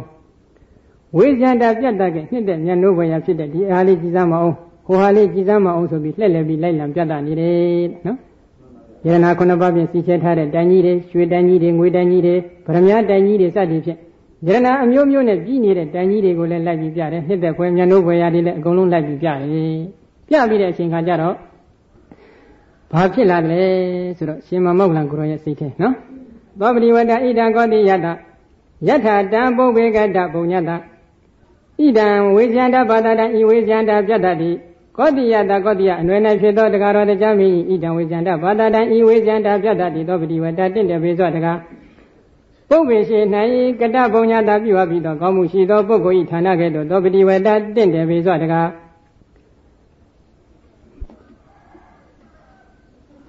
တကားတော်ကောတိယတရားမင်းရဲ့ဒီဝိဇ္ဇန္တာပြတ္တကြီးရရှေ့တုန်းကကောင်းမှုကုသိုလ်ရှိတဲ့ပုဂ္ဂိုလ်ရဲ့ဌာနကဲ့သို့အလွန်တင့်တယ်ပါပြီတဲ့ဆိုပြီးရှင်မမောက္ကလံကိုရောမြတ်ကြီးကလည်းအမိန့်ရှိတယ်နောက်ဆက်လက်ပြီးဗာမိန့်ရှိတယ်မနုဿာပိကိဉ္စီဒေဝရမဏိယကတိတဝဧဝမဟန္တုသောပတိဝတ္တဘောဒေဝနာတာဝရိန္ဒာနန္တိမနုဿာပိလူတို့ဒီလိကိဉ္စီဒေဝတသောတခုသာလျှင်ဖြစ်သောရမဏိကယကံနှစ်သက်မြတ်တို့ဝယ်ရှိသည့်အဖြစ်ကိုဒိဋ္ဌဝမြင်ကြကုန်သည်ရှိသောဘောအိုချင်းတို့တာဝရိန္ဒာနဒေဝနာတာဝရိန္ဒာနတ်တို့ဤတာဝရိန္ဒာနဒေဝနာယထတာဝရိန္ဒာနတ်တို့ဤဌာနကဲ့သို့သောပတိဝတ္တတင့်တယ်ပေစွာတကဣတိဤသောအဟံတုပြောဆိုကြလေကုန်မည်လူတွေကလည်းတစုံတစ်ခုအံ့ဩဖွယ်နှစ်သက်ဖွယ်ကောင်းတဲ့အရာဝတ္ထုတစ်ခုကိုမြင်မယ်ဆိုလို့ရှိရင်တာဝရိန္ဒာနတ်တို့ရဲ့နေရာကဲ့သို့အလွန်တင့်တယ်ပါပြီတယ်ဆိုတဲ့ဒီစကားမျိုးကိုပြောကြပါတယ်တိဒံအန္တမတောကောတိယတသောဂတိယထတံပုဗ္ဗေကတပုံညတ အာတမတော်ကောတိယတတကာတော်ကောတိယတရားမင်းဤဣဒံဌာနံဤဝေဇန္တာပြတ္တတိတိဣဒံထိုဝေဇန္တာပြတ္တတိပုဗ္ဗေရှင်နေကတပုံညာတာပြုအပ်ပြီးသောကောင်းမှုကုသိုလ်ရှိသောပုဂ္ဂိုလ်ဤဌာနကဲ့သို့သောပတိဝတ္တတင့်တယ်ပေစွာတကားတော်ကောတိယရဲ့ဒီဝေဇန္တာပြတ္တကတော့ရှေ့တုန်းကပြုမှုတဲ့ကောင်းမှုကုသိုလ်ရှိတဲ့ပုဂ္ဂိုလ်ရဲ့ဌာနကဲ့သို့အလွန်တင့်တယ်ပါပြီတဲ့ဆိုပြီးဒီလိုအမိန့်ရှိလိုက်တယ်နော်အဲ့ဒီလိုအမိန့်ရှိပြီးတဲ့အခါရှင်မမောက္ခလံကိုရမြတ်ကြီးကဆက်ပြီးစဉ်းစားတယ်ဘယ်လိုစဉ်းစားလဲအတိဘာလံခောအယံရက်ခောအယံရက်ခောဤတကားတော်တရားမင်းဒီအတိဘာလံအလွန်ပြည့်စွာလျင်အတိဘာလံခောအယံရက်ခောပမတော်ဝိဟရတိယန္နုနာဟတံယခံတံဝေစီယံအယံရက်ခောဤတရားမင်းဒီအတိဘာလံအလွန်ပြည့်ပြစွာပမတော်မေလျော့ဒီဖြစ်ဝိဟရတိနေပြီဟံဃာတိတံယခံထိုတရားမင်းကိုတံဝေစီယံထိတ်လန့်စေရပါမှုကယန္နုနာကောင်းလေစွာကြံစည်တယ်နော်တရားမင်းကတော့စိစိမ်နဲ့ပြင်းပြင်းပြပြကြီးမွေးရင်မေ့လျော့ပြီးနေပြီတယ်တရားလည်းအမထုတ်ဘူးနော်ယုံနာနေလည်းဟုတ်တိုင်းမှာဆိုသိအောင်မကြွသံဃံပေတိသင်္ကံပေတိသံဃံပေတိသံဘွေတေတိအထာကထုတ်ကား၌အာသမမောမောက္ခလနာရှင်မောက္ခလကိုရောမြတ်ကြီးသည်ယထာအကျဉ်တော်သောအချင်းအားဖြင့်တကောကိုဖန်ဆင်းခဲ့သည်ဖြစ်သောဝေဇန္တပါဒနာဝေဇန္တပြတ္တကိုပါတင်ဂုတ်ထကေနခြေမဖြင့်သင်္ကံပေတိတုံလို့စေ၏သံဃံပေတိပြည့်စွာတုံလို့စေ၏သံဘဝေတေတိထိုမှဤမှာပြင်းစွာတုံလို့စေ၏တထာထိုကဲ့သို့သောအချင်းရာအဖြစ်ဣဒ္ဓဘိသင်္ခါရံတကောဖန်ဆင်းခြင်းကိုအာကာအဘိသင်္ခါတိဖန်ဆင်းတော်မူလေပြီဝိဇ္ဇန္တာပြတ္တကြီးကိုချီမာလေးနဲ့ပြင်းပြင်းထန်ထန်တုံလို့စေတဲ့ဤအဖြစ်တကောကိုဖန်ဆင်းတော်မူလိုက်တယ်ဘယ်လိုဖန်ဆင်းကြလဲဆိုရင်တော့ဝိဇ္ဇန္တာပြတ္တကြီးတည်ရှိရာနေရာအောက်ရေပြင်ကိုရေပြင်ဖြစ်စေတည်းဆိုပြီးပထမဒိဋ္ဌံတော်မူလိုက်ပါနော်ဝိဇ္ဇန္တာပြတ္တကြီးရေထဲရောက်သွားပြီရေထဲရောက်သွားတဲ့အခါမှာဖလားကွက်ကလေးကိုလက်ကလေးနဲ့တို့လိုက်တယ်လို့ခြေပါလေးနဲ့ဝိဇ္ဇန္တာပြတ္တကိုထိုးလိုက်တာတွတ်တက်ခါသွားတယ်ဟုတ်တယ်မလားအဲ့ဒီလိုတွတ်တက်ခါသွားတဲ့အခါကျတော့ဘာဖြစ်လာသလဲအထာဂောတကောသဒေဝနာမိန်ဝတ္တောနာသမဟာရာဇာဒေဝသတဝရိဏဣစ္ဆယဘုဒ္ဓစိတ်တဇာတဟေတုံဣစ္ဆရိယဝတ္တဘောအဘုဒ္ဓဝတ္တဘောယတရဟိနာမဣစ္ဆရိယဝတ္တဘောအဘုဒ္ဓဝတ္တဘောသမဏတမေတိကာတမဟာနုဘာဝတ္တယတရဟိနာမဒိဗ္ဗဘဝနာပါတိဂௌတကိနသံဃံပိတ္တိတံပကံပိတ္တိတံဘွေတိတ္တိအခါခောထောခါ၌သောကောသဒေဝနာမိန်တော်တရားနာမင်းကြီးသည်၎င်းဝတ္တောနောသမဟာရာဇဝတ္တောနာမင်းကြီးသည်၎င်းဒီဝါစတာဝရိန္ဒနတ်တို့သည်၎င်းဘောဝချင်းတို့ယတရာဤနာမယဟန်ဖြစ်လျက်ပင်ယတရာဟိယဟန်ဖြစ်ပါလျက်ပင်ဒိဗ္ဗဘဝနံနတ်ဘုံဗိမှန်ကိုပါတင်ဂုတ်တကေနာခြေမဖြင့်သံဃံပိတ္တိနာမတုံလှုပ်စေနိုင်ပြီသံပကံပိတ္တိနာမပြင်းစွာတုံလှုပ်စေနိုင်ပြီတံဘွေတိတတိတံဘဝေတိတတိနာမထိုမှဤမှာပြင်းစွာတုံလှုပ်စေနိုင်ပြီတတ္တသမဏတာထိုယဟန်ဤမေတိကဓာတကောကြည်တိယဖြစ်သည်မဟာနုဘာဝတာကြည်သောအစွမ်းတတ္တိจิตတိယဖြစ်သည်အဘုဒ္ဓဝတ္တလက်ဖြစ်တည်၍အံချိတိုက်ပေစွာတကားဣစ္ဆရိယဝတ္တလက်ဖြစ်တည်၍အံချိတိုက်ပေစွာတကားအဘုဒ္ဓဝတ္တမဖြစ်စေဘူးအဝအတ္တိဖြစ်ပေစွာတကားဣတိဤသောဣစ္ဆရိယဗုဒ္ဓစိတ်တဇာတအံဩသောစိတ်မဖြစ်ဘူးသောစိတ်နှင့်တဝမ်းမြောက်သောစိတ်ရှိကြကုန်သည်ဖြစ်စိတ်ရှိကြကုန်သည်အဟေတုံဖြစ်ကြလေကုန်၏တရားနာမင်းကြီးလည်းသိအံ့ဩသွားတယ်နော်ဝတ္တောနာမင်းကြီးကလည်းသိအံ့ဩသွားတယ်တာဝရိန္ဒနတ်တွေကလည်းသိအံ့ဩသွားတယ်ဘယ်နဲ့တော့နတ်ဘုံဗိမာန်တစ်ခုကိုချီမာလေးနဲ့တို့လိုက်တာနဲ့သက်ခါတုံလှုပ်သွားတဲ့ဒီယဟန်ဟာတော်တော်တကိုးကြီးတဲ့ယဟန်ဖြစ်တယ်ဆိုပြီးဝမ်းမြောက်ဝမ်းသာနဲ့အံ့ဩချီးမွမ်းတဲ့အတန်ကြီးဖြစ်ပေါ်လာကြတယ်နော်အဲ့ဒီအခါကျတော့မှရှင်မမောက္ခလံကိုရောမြတ်ကြီးကဘာဖြစ်လာလဲအထာဂောသမမမောက္ခလံတော်သက္ကံဒေဝနာမိန်တံတောဝိကံလောမဟတဇာတံဝိဒိတဝသက္ကံဒေဝနာမိန်တံဧတဒောဇယထကထံပဏခောကောတိယဘဂဝတံကိတေနတနာတင်ခယဝိမုတ်တေအဘာတိသာတုမယံပိဧတိတကထာယဘာဝိနောအတ္တမတဝနာယတိအထာဂောထောကံ၌အတ္တမမောက္ခလံတော်ရှင်မမောက္ခလံကိုရောမြတ်ကြီးသည်သက္ကံဒေဝနာမိန်တံနတ်တို့ကိုအစိုးရပြီးတော့တကားတော်တရားမင်းကိုတံဝိကံထိတ်လတံဝိကရ၍နေဒီကိုလောမဟထဇာတံဖြစ်သောရွှင်သောကြတိဝိကျင်ထ၍နေဒီကိုဝိတိတဝတိတော်မူ၍သက္ကံဒေဝနာမိန်တံနတ်တို့ကိုအစိုးရပြီးတော့တကားတော်တရားမင်းကိုကောတိယအနွယ်၌ဖြစ်သောတကားတော်တရား Yata Kata Pana Bebon Beban Benilampi, Pagawamia Sayadi, Tankadina Jafi, the Nadenkaya Wimote, the Nai Goya Pito Nibango, Pilida Doma Lumia Pito Nibango, Tankadina Ajafi, Abadi Hoja Zada, Suzuma Mulai Badani, Tadu Domabai, Mayami Nado di Leve, Ede Dagataya Toda Yazagago, Davanaya Jana Jenga, Pagino Poshigondi Adama Pilovago, Idi Ido Osa Mijado Mulai Levi. The Germany said this Yunan, no? Shimamogla Gromia, the Gomia, said they should not be Jadimuni, the Tala, Chinka Jaroma. The Germany said this Yunan Lavi, hit them one yamu, the Chini Visura, did address Shimamogla Gromia, Erika Jaroma, Sozoga, Mega, the Megon Yamir, no? The Garo Godia and I said the Garo de Ja, Bebon Beban Benina, Yaswadi, a J. Argent, the Nai Goya,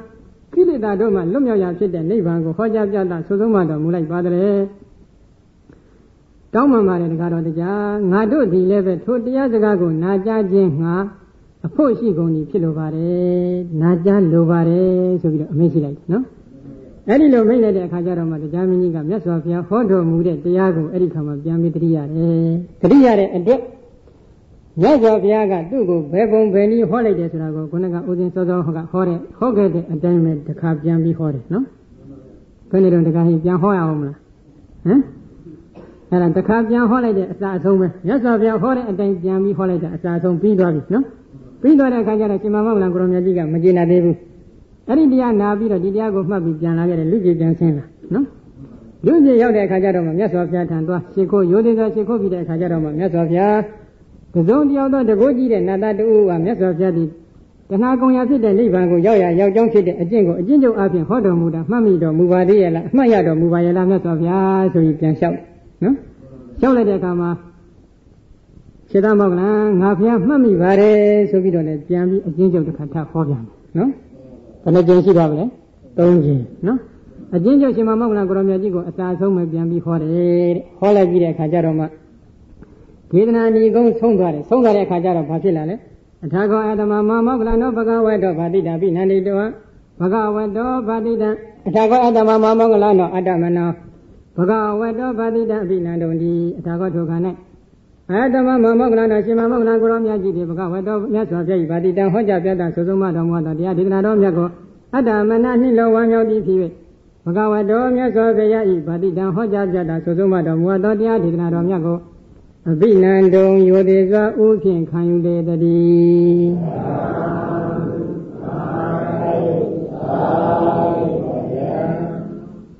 Sula dana dengya doda sa song jima ve di ba bi phit ba no di doda ve lo yin a chet pyo yin no mimi do ye kama gong si sein ni ne mu yin mi lyo bi a chain ni ma phyon ja ve mimi do lo la taung ta at de me phon niban yaw yaw chang phit de yau nan dama thengkhara de ye phit pung piet pung ko hou dai ma sa ti aung josa ja ba lo tai tyon lo yin phit de no e da jaung a sa ka yuk khet de gada le ko be pyan yut pi do tya ni ko song tat ja yaung no Abba Mandadra Hota Yadawa Dengara Damada Pagi Samanu Yonga Ho Nati no Misu Dengara Hondo Livado Mena Livado Punya Yaya Yuchong Suban Dong Yu Subon Yinya Siwe Yala Jagondi Diana Brida Abo Uduro Gondo Dengara Damada Yonandama Dengarado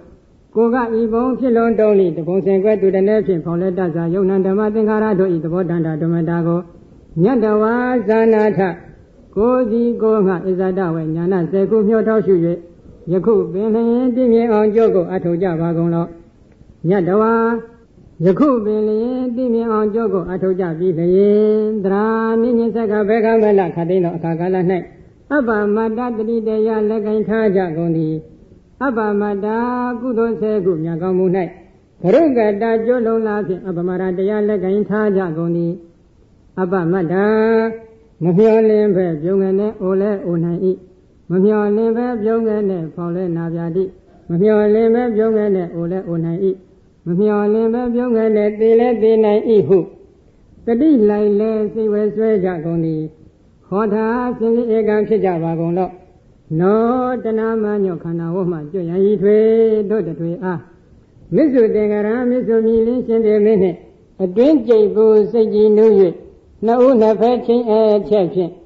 ဤရခါမူတေအံဟု၍ဤလခါမူတေအံဟု၍ဤနှစ်ခါမူတေအံဟု၍သဘောတူချင်းအချက်စာချုပ်စာတမ်းစာရွက်တို့နှင့်တကွလက်ဆောင်တစိုးထိုး၍ထားခြင်းဖြင့်ဒီနတ္တိမရှိဧကံလူတိုင်းမှန်၏တတမထို့ကြောင့်သကိစ္စကိုဓမ္မပိစုပန်နှင့်ဓမ္မလုံးနောင်နောနိဗ္ဗာန်တိုင်ကောင်းတဲ့ကောင်းအောင်နိဗ္ဗာန်တိုင်တောက်လျှောက်ကောင်းအောင်ရွယ်ချောင်းစုပန်စိတ်ရည်တန်သည့်နတ္တန်သောလောကဓမ္မစီဝါကိုကိစ္စများကိုသာအနုယုံသောဟောကျင့်ကြံကြုတ်ကုတ်ပွားများအထောက်ကြပါကုန်လော့အနုယုံသောဟောယုံနာနှစ်ပြင်းသင်္ခါရတရားတို့၏ယုံနာနှစ်ပြင်းကိုဖြစ်ခြင်းလည်းမဖြစ်ကြပဲသူတို့ဖြစ်ခြင်းတို့သာဖြစ်ကြသည်သဘာဝတုညင်ကိုတမ်းမဲစေနိုင်၏အမှန်တိုင်းတိကြကုန်သည်ဖြစ်၍မိမိတို့ဆံရနှဖျားသောလောကဓမ္မစီဝါကိုကိစ္စများကိုဖြင့်ရှည်လျာကာလအချိန်တွေမဖြုံးကြပဲယခုပင်လျင်အရေးတွင်အောင်ကျိုးတင်ငါကြိုးကုတ်အာထုံးကျင့်ကြံကြပါကုန်လော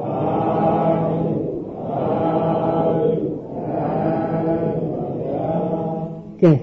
အားလုံးမျှဝေကြရအောင်နော်လိုက်ဆိုကြရှင်ဘုရားတပည့်တော်တို့သည်ဤနေ့ဤရက်၌ပြုလုပ်အပ်သောဒါနကုသိုလ်သောက်တည်ရသောသီလကုသိုလ်ပွားများရသောဘာဝနာကုသိုလ်တရားတော်ကိုနာယူရသောဓမ္မသဝနာကုသိုလ်ဤကုသိုလ်အရရကြောင့်ဒုက္ခခတ်သိငြိမ်းအေးရာမှညနိဗ္ဗာန်ကိုချမ်းသာသောကိုကျင့်တရားလင်းမြန်သောအသိဉာဏ်တို့ဖြင့်ဘယ်ကူစွာမျက်မှောက်ပြုရပါလို၏အရှင်ဘုရားဤကောင်းမှုဤဘုရားကကိုကျေးဇူးအထူးရှိကြပေဘူးကုန်သောမိခင်ဖခင်ဆရာသမားဆွေမျိုးညာတကာအပေါင်းတို့အား၎င်းရှိဘဝယခုဘဝတို့၌ဆွေမျိုးတော်စခုကုန်သောကွယ်လွန်ကြလေကုန်ပြီးသောပုဂ္ဂိုလ်အပေါင်းတို့အား၎င်းတရားမင်းကြီးအား၎င်းယမမင်းအား၎င်းဒီတော်တို့ကို